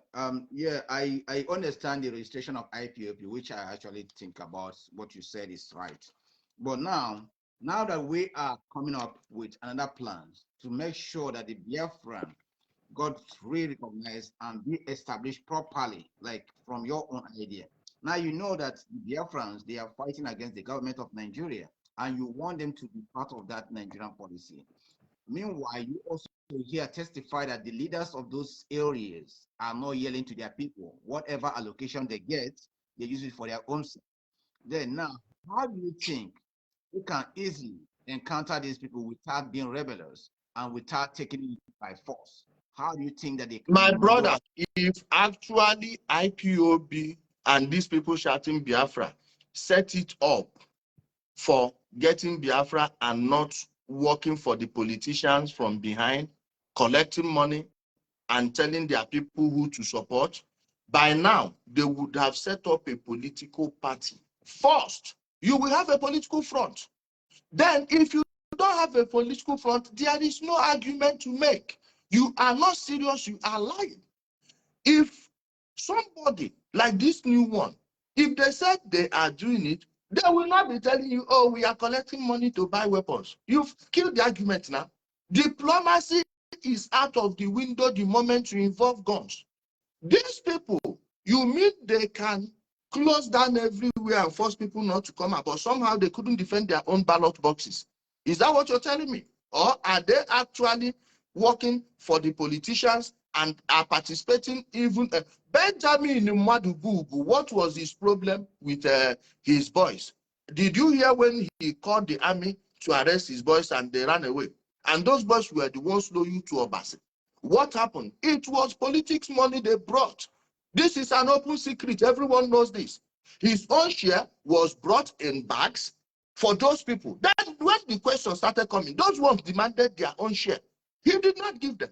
And if you don't believe that these people are working for politicians, let me give you the story of Madam Social. Who is Madam Social? When Nnamdi Kanu was arrested in 2015, as at that time, 450,000 naira was $3,000 or plus, but just round it up 3,000. This woman gave them 450,000, which is $3,000 of today. We are talking about 3 million naira of today to buy professional camera. Gave them 50,000 naira, over $300 then. That is over 300,000 naira today to fuel the generator, which she gave them. Big generator, no be small generator. At a point, the woman started asking them questions that when they were telling them this levy, that levy, this levy, and at a point she said, no, what are we contributing this money for? They said, by that time, it was toward the end of 2018, Benjamin Madubugu and Co. started merging Nnamdi Kanu's platform IPOB with the normal political talks, by way of merging their volunteer force, which was what their Biafra Secret Service was called before, then volunteer force to Lion Squad before they named them ESN.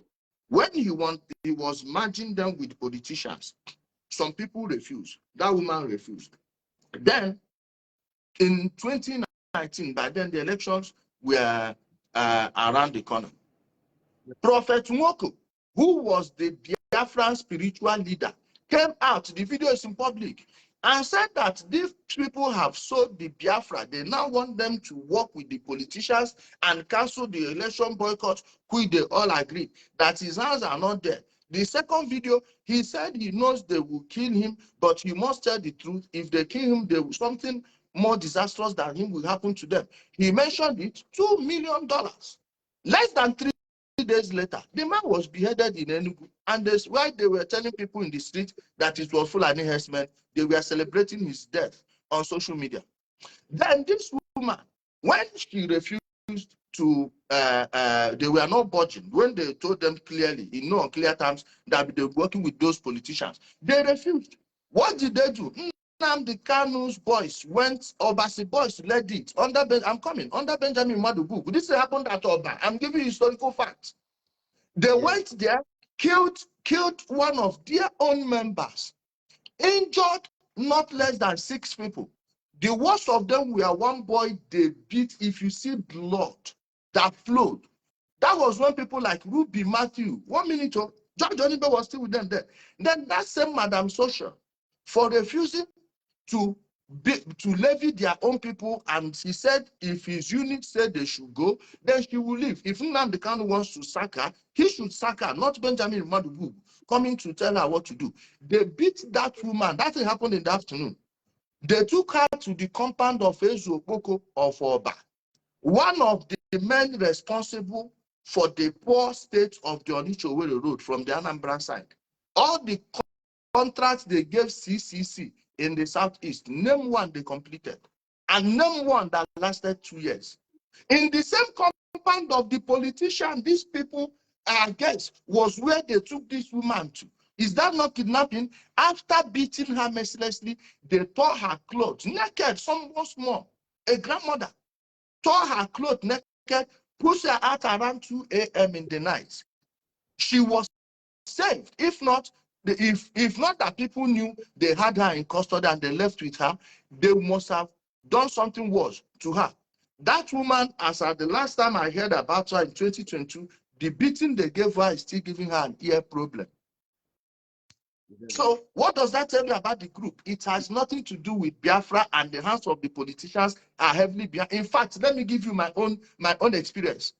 When I was exposing these people in 2020, somebody in that country where you are, I don't want to mention his name, wanted me to speak with Nnamdi Kanu in order for me to be under their payroll. I turned him down. Even Nnamdi Kanu was on the phone when I turned him down. That guy later called me, and when we were discussing, he said, don't I know that? That time, Rochas was still the governor of Imo State. He asked me, no, Rochas has left government of Imo State. It was Ihedion. And the person asked me, don't I know that I would easily get into Imo State government if I'm with them under IPOB? Now, the campaign of Emeka Ihedion in 2019, even IPOB members here cannot deny it. Biggie and the Consul were the political talks they used. We have their video now where they fire AK-47 in the air and we're shouting, who say men no day? This government and our government, where did you think the shout started? In 2019. So all these things coming together, if you are honest to yourself and you don't want to remove emotions and your preconceptions, we know that this is just pure business. No. Let's just be facts here. IPOP has been settled, and we know that the problem of IPOP is not about the government. Nnamdi Kanu has actually made it clear many times. Nnamdi Kanu. But before I start, let me say this: do you have any personal grudges with Nnamdi Kanu? Personal grudges? Yeah. I am not somebody that will lie.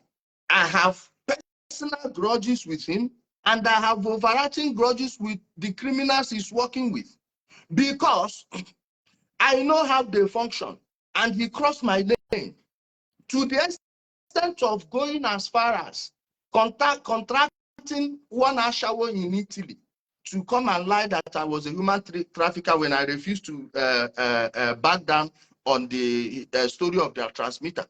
And all the people they lied against, Omio, Uchenna Sebu in Spain, Clifford Urana, I brought those people and said, tell them to please tell us exactly what happened between you and these people.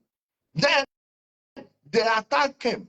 So I am not somebody you will target and I will not target you. One thing I will not do is lie against you. So there is no single thing I will say about the person that I say lie, because I'm a man of law. I know that when you lie against someone, especially a mortal enemy, they can tie you up in court for 20 years. That's the reason you will not see any of them saying that they are taking me to court for what I said. Ejiofor is here. I've been telling him that he's a criminal. He knows I know him very well. All of them. This is not something we are going to be saying from under a blanket. All of these things happen before everyone else. The problem is personal, just like it's regional. So now I'm just thinking about this when you say you have personal, problem with them. And I told you that there is another one that is not personal, that is about our own place too, because I know he's lying. I went through the registration of his document. Are we talking about the money laundering? I beat the accusation against Rita Anibog, or what his brother did to Doris Ogala that nearly killed her. Like, my brother, you should be asking yourself this question. Why did they ban IPOB activities in Nnamdi Kanu's community? In 2017, it was banned completely in their community. How good is this guy that his community will ban the activities of his group from his own community? That is where one indicator you should be looking at. Let's say this. IPOP, from what I know, and I have come across them very well. Are you their member? Are you their member? No. I like, a brokers here. Okay, because if you are not their member, I'm not sure you have all the information needed to defend them or do otherwise. Maybe we just skip it. If you really want to drill down into that, it's just a pure fraud. No, we have to read and also we have to listen. We have to also see how things are going. Now, when we're saying this, we just wanted to take out emotion and begin to talk the reality, say the right thing. Now you said we know that definitely when you say something right, I say yes. IPOP was registered as a company. That's good. That we understand that very well. But now, guys, I think we have no less than 15 minutes to go, and I think Udele is going soon. So this one, we have to treat this one very well and go. Mohammed, you have called before. You have to be brief again. I'll just give you the chance. Yeah. Hello. Yeah. Question before you close this program. My last question for you is that I want Udele to explain to the well-meaning listeners that you people that are saying you are fighting for freedom, why are you depriving other people their freedom? Why are you closing them on Monday for the city of Sita for forcing them to be at home? You are fighting for freedom from Nigeria and you are depriving other people from their freedom. Does that simply make sense? Okay, thank you. It doesn't make sense. Thank you. So guys, so what we are saying here, when you talk about the kind of being part of politicians, I don't see him being part of politicians. Yes, as a freedom fighter, you have some kind of level to dialogue with those in politicians. We all know when you dialogue with those people, what happened the next day. Okay, now let me even give you another one. Shebi we dey live now. Benjamin Madubugu. No, my brother, please. You said you are not their member, but as somebody who have been in communication with them for long, let me give you another one. Benjamin Madubugu at the Federal High Court, Maitama here. One day, when Nnamdi Kanu was still tried in absentia, I was in court that day. Bright Chimezie and two other co-defendants, they were sitting in front of me. They didn't even know that I was the one behind them. I heard every conversation they had. And what were they saying? This one say, my brother, see your neck, don't they big go. I'm telling you, I will not lie. When they were there, when Benjamin Madubugu came and saw me shouted, Udele, I laughed. We greeted. After the court proceedings, Benjamin called me at one corner and was trying to still sack me up because, believe me, I don't respect him in the way that he has done anything special or something. No, but I have respect for Benjamin Madubugu because he's the smartest person amongst all the people that are at the foundation of IPOB. Not all these bloggers. I mean, Nnamdi Kanu, amongst Nnamdi Kanu, Benjamin Madubugu, Osina Abani, Chike Dosiem, and who again that is still remaining. Of all of them, of all of them, Benjamin is the only guy man I see there. And he is the only person amongst them that I can still talk to right now if I see him on the way. But he called me that day when we were talking. He was trying to show me the incentives in being with IPOB and all those things. I told him, if this freedom you people are saying, how is it about freedom when you are not attacking the politicians? He said it openly. He knows I respect him and he respects me too. If not, we wouldn't be happy. He even told everyone to even stay far. What he have found 10 years, chance. He told me that this is not about fighting our politicians, that we are not supposed to be fighting politicians. This is what he told me with his own mouth. Meanwhile, people, then I asked him, do the people following you people under IPOB know that it's not about fighting politicians? He laughed, and I know what that laughter means. He knows. Inbox him after this program. Tell him to go and check at a 1 hour plus, and you will see what he will tell you. Udele, on your own self, yeah, you don't believe in the vision of IPOP. Now, I want to say this before I start the program here. When I posted your picture, a lot of people from your Igbo race, which you are part of Igbo race, about 99% of the people here, they actually come against you. They always say things about you, that you are causing havoc in Igbo land. That you wow. That you are anti-Igbo. And from your own view, like if I'm not here to judge, but from most things you tell me here, you always bring the Igbo the other side. I don't think, do you have any sentiment with Igbo race himself? Do you have any problem with the Igbo race himself? If I have a problem with the Igbo race, and please, those people you are saying, those are people on your platform. I meet in the Igbo every day, and I know the feedback I'm getting. If you go to my platform too, you will see. So those things are not entirely the way you do it in black and white. Then, when you are talking about Ndi Igbo that have worked to save Ndi Igbo, none living today will challenge me. Let me give you an example. One, everything happening right now in the Southeast, I told them it was going to happen in 2020, including when they set up their ESN. When they were killing people and shouting Fulani herdsmen, I came out and said it's a lie, that there are no Fulani herdsmen killings. Until date, the only verifiable incident involving Fulani people was at what is the name of this village in Nsukka, when the herdsmen killed about, I think, 2 people. Meanwhile, they forgot to tell the full story. They went there, they were rustling their cows, these people's cows. And one of the days, these people resisted. They killed one of them. These people retaliated, and 2 of them went down. Those people are in prison in Enugu now. The Catholic priests they were shouting about, they were using to talk about herdsmen. I told them it was not herdsmen. Investigation, result, drum roll, brrr, it was church politics.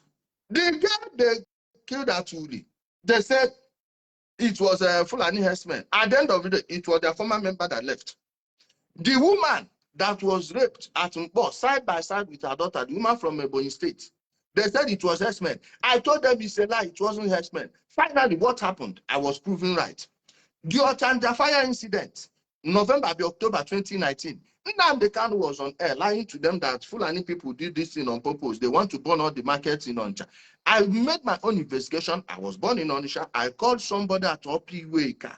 He said no, that the tanker fell around night MCC. The fire caught at Otanja. Immediately without the person finishing, I just shouted, "Time!" This fuel flowed through the road and went into the market because that water will flow to Niger through Ochanja. I know one thing about Ochanja. Their waste disposal is usually they pour it in the gutter, burn it there. When rain is coming, it will carry it. Now, instead of rain, the fuel met what they were doing. He said it was this. I told them, you people are liars. You people are evil. You did not even, wait, I'm coming, my brother, hold on. Because I want to show you incident. No, we get time. I get extra 15 minutes. Hold on, and I'm coming. Wait, I'm coming. Please, I want to outline things. Hold on, calm down. Those Ochanja people, the ones that spoke to me, told me that this thing could have been avoided though, if they had given them the fire trucks they paid money for. Instead of blaming the government for not having fire, that fire was quenched from Asaba. No, at the end of the day, oh, you are against your people.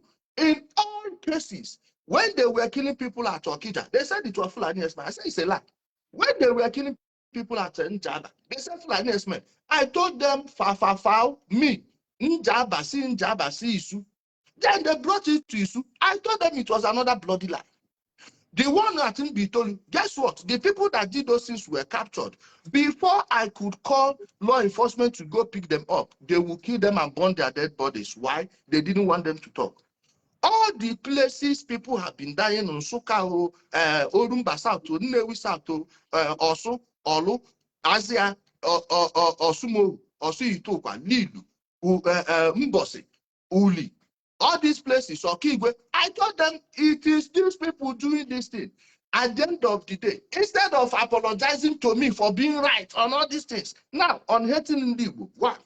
Now me, make them put an brand or you producing state. Any other person that will claim it should come forward. I've challenged, including Obiano, and I'm still challenging him now. I am still challenging him. I had to do my own investigation, funded it myself. Only that the boy that showed me the video I gave to someone at the presidency before Anambra was put on the oil producing list. The guy refused to collect the money. He said, if I can be able to call the government to take this thing, that is okay for him. I did it. Nobody did. I have been using my platforms to tell my people until you have a functional local government system, there will be no development anywhere. I was the one that brought this phrase, hold your elected officials accountable.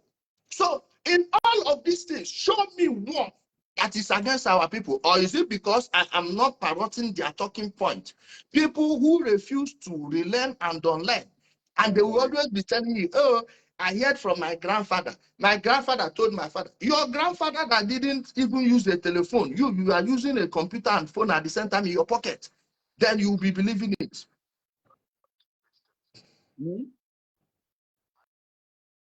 I'm not hearing the person. Okay. What makes you think that Nnamdi Kanu is looking for Biafra? Can you hear me, Udele? What makes I can hear him. Sorry? I can hear him now. Let me repeat what he said. Hello? Yeah, go on.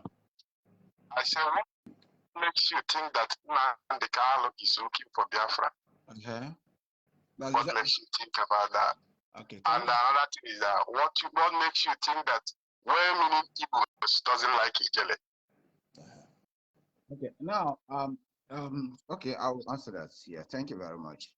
The thing is that when Udele was first here, a lot of people, even in my boss, they told me Udele always stand against Igbos. Whatever that concerns Igbos, Udele will always be there to show his rebellious heart, that Udele will not move freely in Igbo land today. And secondly, they were open that Udele always celebrates anything that comes against Igbos. Like now, which one? Can they be specific? Which one? Now they said when Nnamdi Kanu was arrested. Now I orchestrated it. I'm not denying that one. I orchestrated it. They said, even at your worst enemy, the history between Nnamdi Kanu and Wazirike. But Wazirike actually campaigning that Nnamdi Kanu should be out, right? Like in the north, let me give you an example. Like in the north, even when things 1 minute, it call back whoever is it. Even when things they did not agree with someone, they still want have that empathy that my brother is captured or my own person is being held.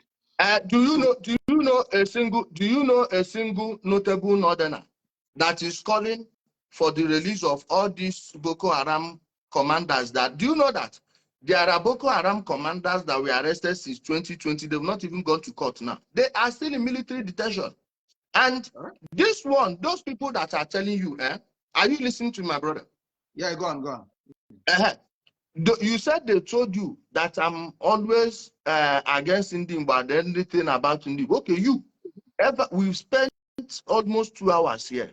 Can you point to a single thing I said here that is against Indim? Can you name one? I don't need to name anything, but from your own question, from your answer here, you have never given me more clear anything to say that you are inside of Igbo. Even when excuse me. Even when I told you that their governor should be building industries like they are building in the north, even when I told you, hold on, no, calm down. Even when I told you that they should be building school structures, equipping them, and give people free education, like, what do you like? I want to know your understanding of supporting Igbo. Is it like repeating the same old tired talking points that are not founded in reality? Most of them is just mixing of truth and lies. I think okay, then mention one thing, which thing, like how? For instance, now when I say you are against me, I will mention what you did and what you said, the angle you took. I will tell you the truth that stands against it. But if you cannot give me any truth against what I said, man, you are just catching feelings. There's something that we call someone being defensive. Here, when we are talking about marginalization, before we get into the Biafra matter, I try to ask you why there's no government present. You ask me to give instance, then I come back and say, okay, you ask me what you said have. Navy. You don't have high C now. You said Navy. You don't have now you have high C. You say custom headquarters. How many business activities they go on for the full Southeast? Only Lagos alone. Only Lagos alone is using more electricity. Please now. Only Lagos alone is using more electricity than the entire Southeast. Industrial area in Ikeja trumps all the electricity they use in the full Onitsha. And like with you, my brother, see, the problem with you people is this. I'm sorry to tell you this. I'm not sorry to tell you this because you are a man and man. I'm not going to disrespect you. But I will tell you what I believe you don't want to hear. You are not comfortable hearing. But let it just be based on facts. Please, you people mistake the truth for offense. Bob Marley, please, no. Bob Marley said the truth is an offense, but not a sin. That marginalization now, I went as far as telling you that there is no important portfolio an Igbo man has not held. I went as far as telling you again that the people marginalizing Igbo and Igbo. I went as far as, no, that is the only marginalization I know that exists because we are getting our federal allocations. Imagine the small piece of land we live on, yet 5 different states cannot connect each state with roads. 5 different states cannot connect each other with commerce. I went as far as telling you the anchor borrower program. Most people are not even aware of such a government program where people go and check this Empower money. Go and check the list of Igbo names filled in that system. I'm not telling you what they are writing on paper. You can actually use freedom of information and get the names of the people.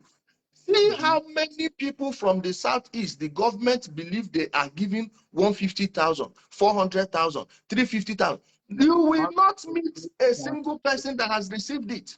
And I'm telling you that those that are collecting, like the Anchor Borrower program, do you know that if they invested just 6 billion naira alone in agriculture in the Southeast, food will be cheaper there. But they've taken over 30 billion, went to the Southeast on Anchor Borrower program alone. Yet there is no single fact we can point to anywhere. If I start exposing those people from my place that are doing it, people say I hate my people. Meanwhile, in the north, they are getting stoned. Okute, then go pack stone and pursue you. So why are you not telling me that those people chasing their own people with stones hate them? The North does not do that much. I don't know about you. I told you before, I grew up in the North. I actually speak the Northern. When did you leave the North? Like me, I'm in Nigeria now. All these ones I told you about the North, it's not false now. The factories I told you they are building, it's not false. Electricity now, they have given states power to generate electricity. Guess what? The 3 states that have so far done it, Borno, Kaduna, and Kano.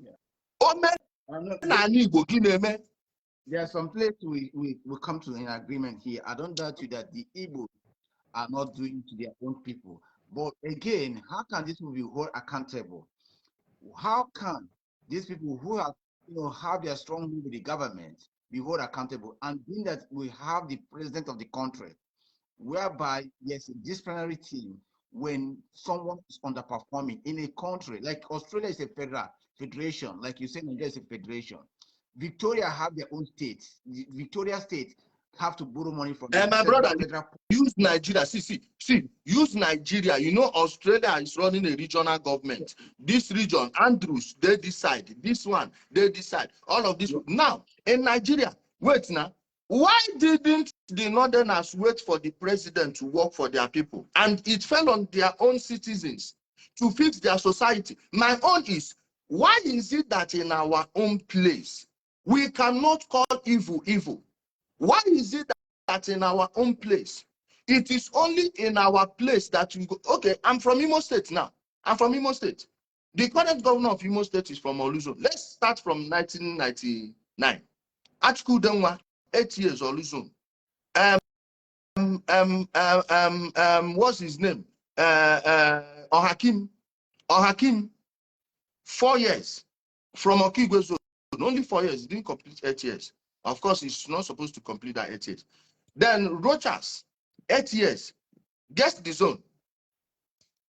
Oluzon, Now, Emeki Yedio, 1 year. Now, Oluzon, 1 year later, finishing 4 years. Oluzon will still finish another 4 years. But in Anambra, no man on it, man, don't even dream about it now. And since after 2003, they've been using Catholic to play politics in Anambra State. Nobody will deny this thing. You go to Abia State, even though they are going round and round, they don't even have a state capital. Now, if I say it, they will say you hate your people.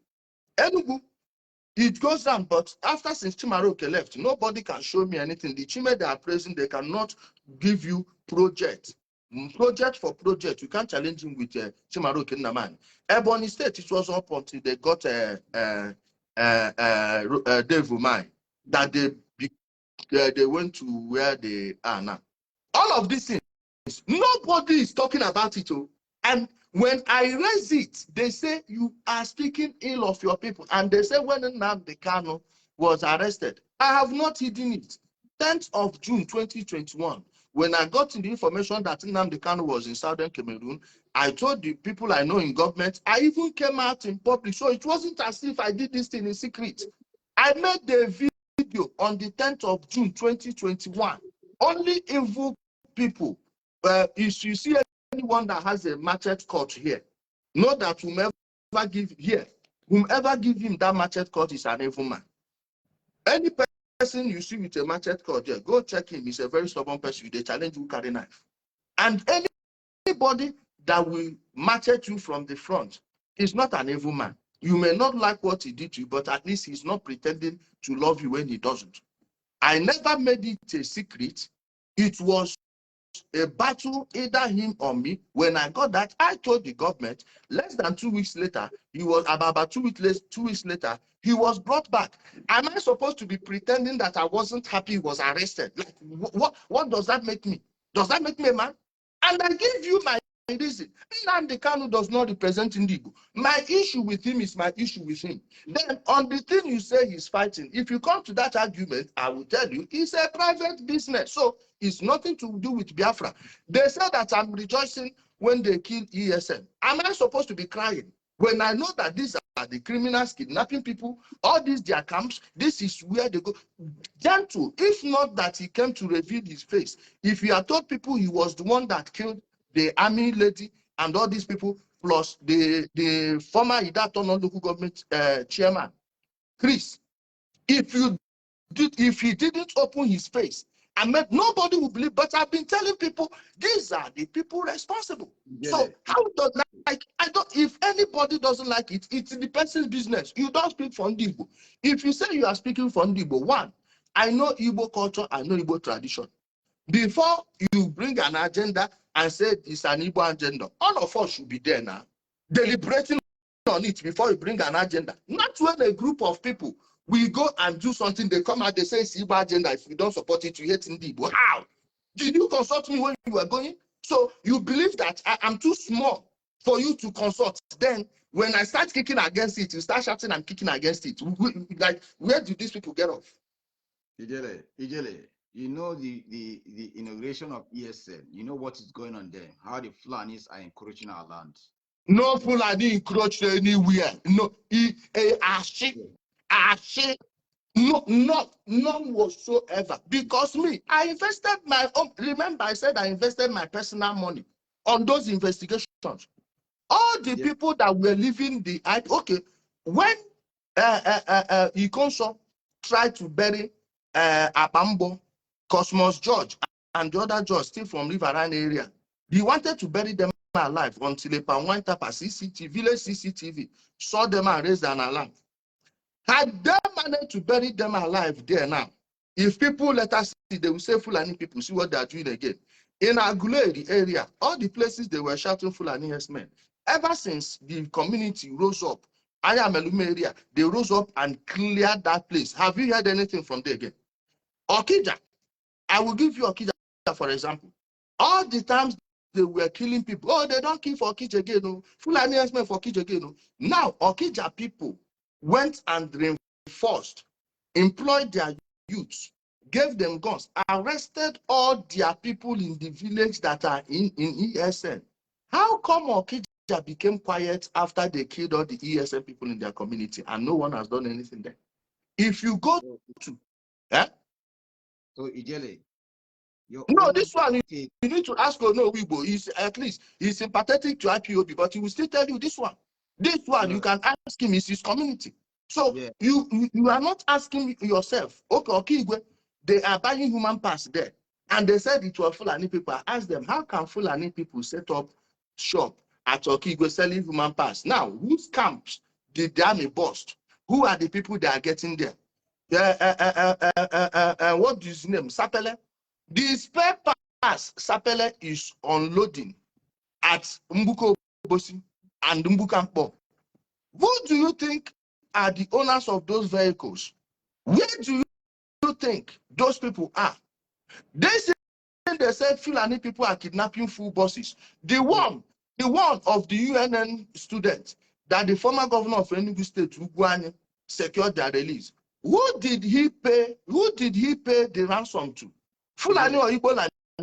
No, you be asked, my brother. These are questions you should be answering. Let's take a settlement here. Let's not associate. We know that there is a criminal gangs in Igbo land, and we should not associate the criminal gang to the ESN. You know, we are trying to mix. We try to differentiate this thing. Remember Mazina, the kind of one of his brokers, when people went to Urban, they came with IPOP flag. You remember that? Now, because of this propaganda that we are all bringing in here now, we begin to differentiate between the criminals and the real ESN. Okay, now let me ask you one question. People at Nsukka, who do you think are the people operating there? IPOB or USN or Fulani herdsmen? ESM was established and their program was clear. Their program is you know they have the my brother, I remember these people set up camp in my own village and dead me. Let me tell you, see, when you hear this in the Ashanti, if you don't know where my this with them started, go and ask questions. They set up even a camp in my own village and even tried, they actually believed that I could do nothing. But that one showed them an example. They said, oh, we have ESN camp in your place. Go and do what you do about it, including my maternal. I said, I am on a wait. The day forces went and cleared all those places. Who are the people they caught there? Do you know how many motorcycles they stole from people? Including one of my cousins was involved. See, I'm not telling you things I'm not sure about. I cannot even spare anybody on this thing. Even my father, as he's supporting them, I still call him out for it. This is who I am. Nobody should take the truth personal. The problem is, why are you at the opposing side of the truth? Whatever you're doing that puts you at the opposing side of the truth, you leave. Okay. ESN, if they are actually good people, why are they telling people to go and swear their oath that Quaker oath is even superior to? So you don't say anything that is happening there. Why are they doing it? In terms of this thing, they should have something that bind them together. Even when you are taking office. You are doing well, my brother. You are doing well. Let's move on to another one. What we are saying all this ESN and everything now. I understand that you have that personality about Mazin and kind of whatever that comes around the area. You may not appreciate that. Okay, now let's look at the next agenda. Wait. Now they ask them during lockdown, when they do their audio ride sharing, I dedicated the video praising Nnamdi Kanu for giving people rice and insulting the governors for not giving them rice. At the end of the day, when I realized it was audio, I still came out and do video and said, this one now audio. They lied. Okay, when Doris Ogala and Emmanuel Kanu had issues, people from their villages were sending me things. And when they sent me, after talking with Doris showed me the rice she gave. And somebody from their village, I will not mention his name, showed me the one Emmanuel Kanu gave to their people. I confirmed it from Doris. She laughed. She didn't want to talk. Then I said, no, this we may look partial. I called someone else from that village that was speaking to me. I said, is that actually what they shot? He said, yes, so now waiting with you. I said, eh. Then I came out and challenged him and I said, swear that this is not what you gave your village people. Okay, I was a good person when I was praising him, insulting the governors for not giving food to the people under lockdown. Then when I found out the truth, I'm not supposed to say it. I'm not supposed to say it. My people, happen that no, I under be ready for you. Get to the last one.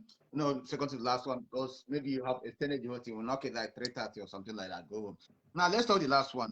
Okay, Gile, while you are saying this, now there comes another group that marginalized, another group that marginalized. Now they want to put things together in structure, and they also are pulling everybody's hands to come together. Let's put this thing. Well, no, well, listen. No, When in a listen, sir. I'm not interrupting you now. in a situation where your people, majority of your people, if I follow what you are saying here, that means people don't need to say we are marginalized. But when people feel that they are marginalized and there's no response, and someone arrives somewhere and say we have to do something in order to put this together, and we need our brothers, both intellectual, both the Thomas, to come together to do things. Now and say, okay, let's bring this thing together and bring it as a Biafran government in exile and work together. What do you think about the new Biafran government in exile? That's maybe another one. My brother, is a different flavor of the same substance they've been selling since 1999. I'm telling you, okay, see, for instance, now, somebody has written a book of charter for the Confederates of Biafra. Eh? A country you've not gotten. You've already written a charter. And I know how charters work. The charter that set up Australia, you can actually read it. You see where you can access it and read.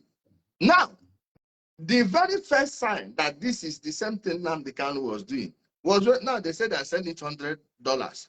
I'm not going into that one yet. Too. Now, okay. These people, like, can they give me? See, if you convince me, I will follow you. I will follow you. That is, if anybody can convince me, I will follow you. Now, you willing you also to be convinced too? Of course, of course, okay, of course. Yeah, go on then. Now, if they actually want to change things and run things around, they wouldn't be sending people to be instituting sit at home that is destroying the lives and properties of the people that are there. One, nobody, see, anybody that will want to save you will not want you to waste your blood. You will minimize casualty as much as you can. Why there may never be zero casualty, but at least you can bring it to the barest minimum. Business activities, look at all those shopping malls at Ebonyi State. One of them, even an IPOB supporter, went there and made a video. All the front shops are empty. Everywhere empty. What do you think? It's the person that says he wants to help his place. You will check what your actions are contributing to the GDP of that place, of your country, of whatever you may call it. You check it with other regions. We saw a video the other day where someone was at Enugu shouting that this is the 13th young shall grow boss that is leaving. If you want to buy a ticket now, you will follow the 16th bus leaving Enugu in one night. He was doing the video in front of young shall grow. People were there. You saw bags and saw everything. What do if they are actually doing good things? Are people not supposed to be coming back? Now people are running away. If you actually those ones are not your boys, but you know that it's these people that set up camps that are kidnapping people, trafficking in organs. What are you saying? They are the people. Have you seen a single person that was kidnapped, rescued, and the people they paid to were not these people in their camps? Have you seen, like, for instance, now, Oduhefu, his own village, right? His own country home, his own village, that is fine mansion in the village. Oda, also Utopia. Currently, now ESM people, they live there. Ask him. And nobody will deny that these are not ESN people now. Not be that place, Butuzo and Gentle and all their boys there. I've even passed there before. 2021, when I went to Owerri, as I was leaving, the army checkpoint was much. The driver said he will follow inside villages. I said, don't go too deep, but let's follow there. Let me see something. And I saw their spotters there, all of them. All of them. All of these people. And you know the worst part of it? My brother, if you look at me, you know that I did not grow up as a gentleman. And every business goes by network. I be street, and there is nothing going on in the street that I don't know. All of these, their commanders, there is hardly anyone so far that I don't know even long before they enter this thing. Apart from people like Gentle that just entered the other day. All of these ones. When they run things, he still they ride in Okada for Kigwe. And this, I'm not mocking him because of his job, but I'm telling you the disparity in levels. The disparity in levels. All of these ones, they are arresting each and every one of them in their camp. You will see the Biafra flag. You will even see the village people clapping for them, saying that they are protecting them. They are ESN. So between you and the villagers, who will know which one is ESN and which not? You are not there now. Me, I have rescued many boys from them. Sometimes if you watch my program, you will even hear them confessing. A friend of mine, Caroline, in 2021, she single-handedly helped not less than 4 of these boys to leave. 2 went to Togo, 1 went to Ghana, the other one went to Benin Republic, and one of them there is in Europe now. Still thanking me for saving him. So whose testimony are you going to take? Those that were indoctrinated into it, or people that on social media make coding brief for people they don't know? So from your view now, there's no relevance for the Biafran government in exile. Like they are not doing anything. If they set up a political party now, believe me, if they set up a political party that will go and talk about Biafra in the parliament, I will profile suggestion. I go the right suggestion for them. Policies, I go even the right policies for them. They help them, they show them what they go to do, how they go about it, how to recruit, how the programs they will be doing, how they are going to be evangelizing to the people, the type of knowledge they should be sharing to the people. I think maybe it's another day we'll talk about the African continent and geopolitics, because yeah, like 5 minutes. No, just wrap it up. Let's leave and come back another day. So anyway, mostly one will finish on this one tonight, because I think tomorrow or next tomorrow we'll be having Biafra convention in Finland. Next tomorrow. I saw you posted about Simon Ekpa having Christmas morning. I did not post about it. I screenshot his tweets. You know one thing about me and these people. Anybody I'm countering, I will be countering you by your own words. By your own words, either on video or the post you made, your tweet, your Facebook post, whatever, whichever one. Not going. Just 1 minute. Okay, you say whatever you want to say. Go on. Go, no, finish up. Finish up, no problem. Hello. Yeah, just son. Good morning. Good afternoon. Good morning from where I am. Okay. Oh God, please. When you say EXN, they have program or whatever. When you say they have, as the ESN, and despite the havoc and the death and whatever that is happening in the southeast, have they not been able to catch or arrest the situation? If they are genuinely, have good intention, they should have arrested all those. For instance, I said what I'm saying, that if ESN, if you say they have genuine intention to bring the Biafra or whatever their intentions may be, at least all their happening in the southeast, I expect ESN to have been able to arrest the situation and bring peace and calmness, as you are claiming that they have good intention. But instead, the reverse is the opposite is the case. With the presence of ESN, that you are claiming they have good intention, Yeah, the intention, with the good intention you say they have, there is still the rate of kidnapping and the rate of spying is still high. Can you see how, can you just suppose who are responsible for it? Because to your own view, they have good intention in the southeast. So sorry, 1 minute. To your own view, to your own view, is the kidnapping happened by are the ESN kidnapping people or what? What's your view? Yes, you say maybe it's some other bad guys. Who are the bad guys in the presence of ESN? Okay, thank you very much. ESN cannot arrest them. So one is equals to one. Okay, Udele. One is equal to two. Okay, listen to Udele. Udele wanted to reply. Okay, thanks. Yeah. This my sister that spoke. She spoke where I know her. So let me not pretend as if I don't know her. See, my brother, you see that her question? It's very valid though. Why 3 minutes? Okay. Why is it that I know say madam don't worry you? Why is it that they worry me? I just wanted so that we can, if you wanted to go more 30 minutes, I'm fine. But yeah. No. Let me wrap it up. So we go. Next time we will do another one. Maybe we'll do the geopolitics and Africa in general. But I must say this.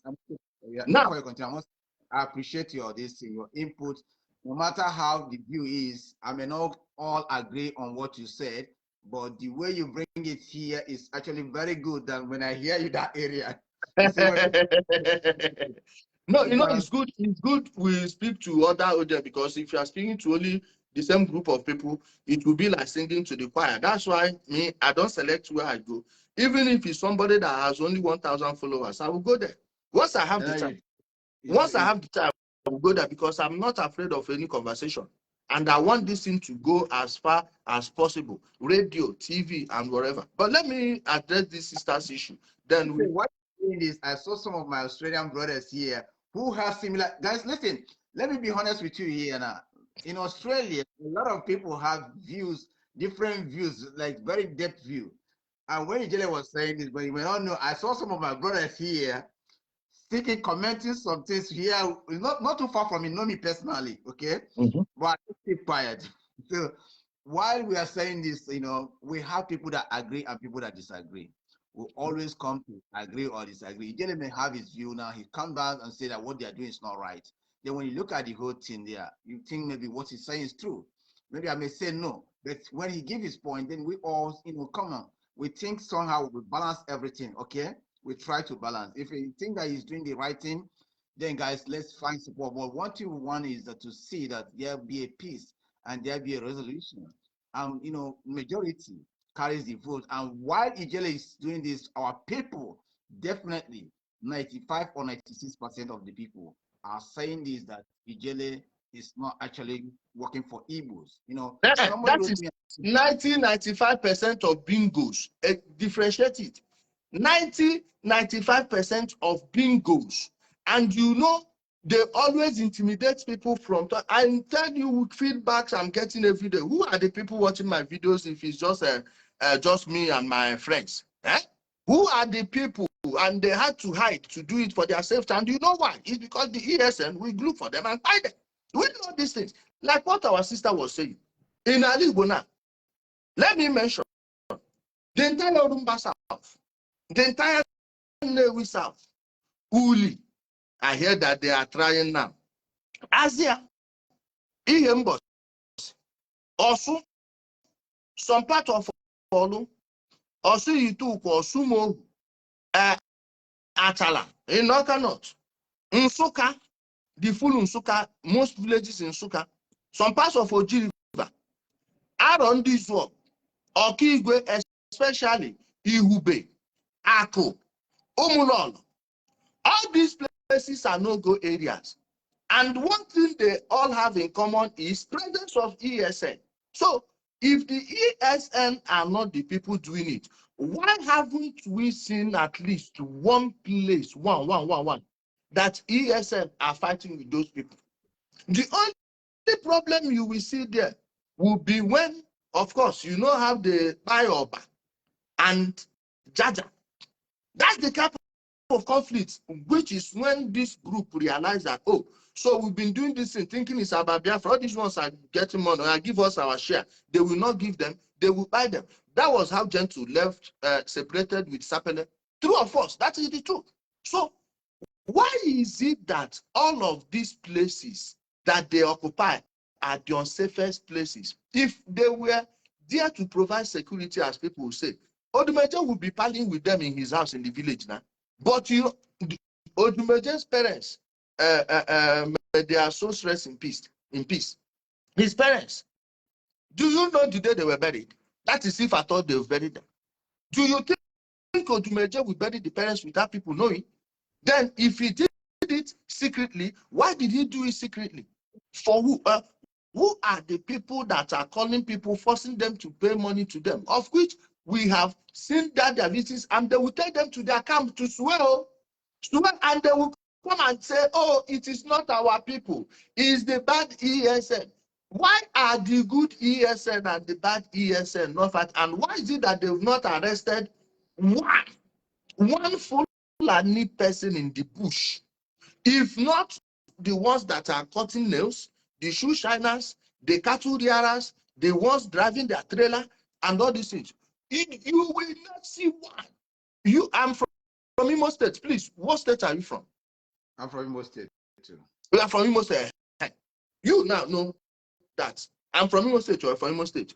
If me walk past anywhere in your bush, in your road, pass, at least one person must see me, and they will know that this is a stranger. And somehow they've not seen one person in the bush that is a Fulani man. You are telling me, can I come and steal in your place and go free? Me as a stranger. Can I come and commit any? Everyone will block the road. Have you seen it now? Yeah, Udele, you know, you have tried so much for us too. I've run out of time, to be honest with you. Thank you so much too, because myself, I don't time. Can you just shout out to the viewers? Then, yeah. So maybe next time, shoot us. We need to talk about next time. Talk about the thing. You know, I like to be honest. No matter how you feel about it, I like people with good IQ. People that, you know, no matter, even though we agree, disagree, whatever it is, let's just, and whatever. One thing I believe, this thing, for those that say no. One thing I believe, when we shut down those people that speak, then we are in problem. So it's good for you to let people speak, and people speaking should not mean that you have to keep people. It doesn't mean. We can always disagree and agree. That's my own thing. Give voice to. Thank you so much, my brother. So guys, thank you very much. We'll probably see you here again some other time. When I always watch your program and just always like to share. Give me advance notice. I'll try to create our time. Okay, thank you very much for that. You are welcome. Thank you. Appreciate it.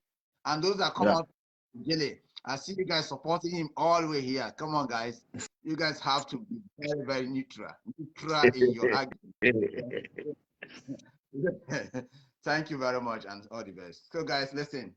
If you are watching me around the world, you know, Obi is always here for voiceless. I may agree or disagree with what he said. Among all he said, there's something that also we have to pick on. Like he said it, he said that the Eastern governors, you know, they are also marginalizing their people. Then you too, you have to ask this. The money, the little allocation money they are getting, what are they using it to do? Can they use it for their own people? So this is something that we all have to look onto and build our idea on that. Don't always, because somebody disagree with you and we say, no, we are going to flush it out. So today, I'm sorry that we did not have much time to dig into African matter. We only dig on Nigeria and Biafra. You didn't have a lot to say about this anyway, but you know, keep it down. Also, if you want to encounter this, if you think that you are IPOP member, you really want to encounter this, then it's up to you to inbox Logobe. We'll think about that. Then we'll come out here and give us our own view of things, how you think. So you make sure that he was prepared before he come in, and he did his homework very well and give us, you know, referencing things. So you also have to do your homework. And when you come here, not abusive, just give the point out. Then you can ask your question. You can ask me too. So don't just assume that I'm IPOP or I'm not an IPOP, but they just make it liberal, whereby somebody who disagree or agree with you will come to, you know, sometime you guys will meet somewhere. Whether you believe it or not, if you get Biafra today, you will live with people like Udele. Even as he is now, he has many people, like he has a lot of followers. You will live with those people and you must find a way to dialogue and get along with them. So we must have to find, a common ground to make this happen for everyone. Don't just always think that, oh, abusive will help abusive. Now, when he speak, you can pick some point where he is. He actually said is that if they do it very well, then if Biafra have the structure very well, that he actually be giving information on what they can do to gain their freedom. So now it's not totally out of the equation. So can you see that? So we have to come to a level ground and see how you fit on and see what is going on here and why did our brother think the way he thinks and what is the actual matter. You see now, we have the ESN. The ESN here, even the lady that called say that, okay, why don't the ESN pick the bad ones? So we also encourage our youth, okay, if you are into crime, you just have to stay away from crime so that they knows what is actually happening in the community and be able to help the community. Those in government, those that are fighting for those in government, allowing them to live in corruption and marginalize others, we need to also stop those things. Like he said the Northerners, they have a very high landmark, but they are achievers. What they have achieved with the Eastern and the South Side that have little landmark, they have not achieved that. So I want to say what? It's almost time, almost 1 and 2 hours. My program is always 1 hour, but we go beyond that. If you are in turn again, I will bring Udele one more here again. We can talk about Africa and we can keep that short, like you got it. I forgot to ask him about his book. If you want, I like people like that too. You can read his book, and from there you probably know more about him and others, read his own IQ and see what he thinks about things too. Because sometimes when I read people's book, you can learn more about what they think. They use that memoir to the or summary thing. That's where you get some of their what they really think about, what they really want to be, or what they are getting to. So if you open a book, sometimes you read the summary at the back or the front, you will see where the author writes whatever he's writing about. You get those things. So thank you guys for joining me, and thank you for those that share, thank you for those that comment. But please, guys, stay safe always. From here in Australia, I would say thank you very much. Like I say, referendum is not a wrong thing. Nowadays, Ijele was telling us that the referendum is not in Nigerian constitution. Are we going to work on to put the referendum in Nigerian constitution? And how do we do it? I also tell him that in some country, people behavior can make the government to move an emotion to bring things to plebiscite or vote like they had in Australia here. Last Saturday, we voted for yes or no. The vote yes or no is all about Aboriginals. Australia originally is owned by the black race, mostly the black and the a bit lighter people. They call them Torres Islanders and the Aboriginals. Now, what happened? They wanted to get more rights, but the government cannot use his veto power alone. He decided to give it back to the community. This is what we expect Nigerian government when people are rebelling or when people are really not happy with what is going on. You have to throw it back to the community so they can be able to make a decision than dragging people or killing or bringing all this argument. Instead that, guys, I want to say thank you very much for watching me tonight, and thank for many of you that shared and comments. So sorry, we have to balance things here. All the best, and see you maybe weekend. See you. Thank you very much. All the best, guys. Thanks to Jello and everyone that comment and those that call. Thank you and stay safe. Look after yourself always. Bye.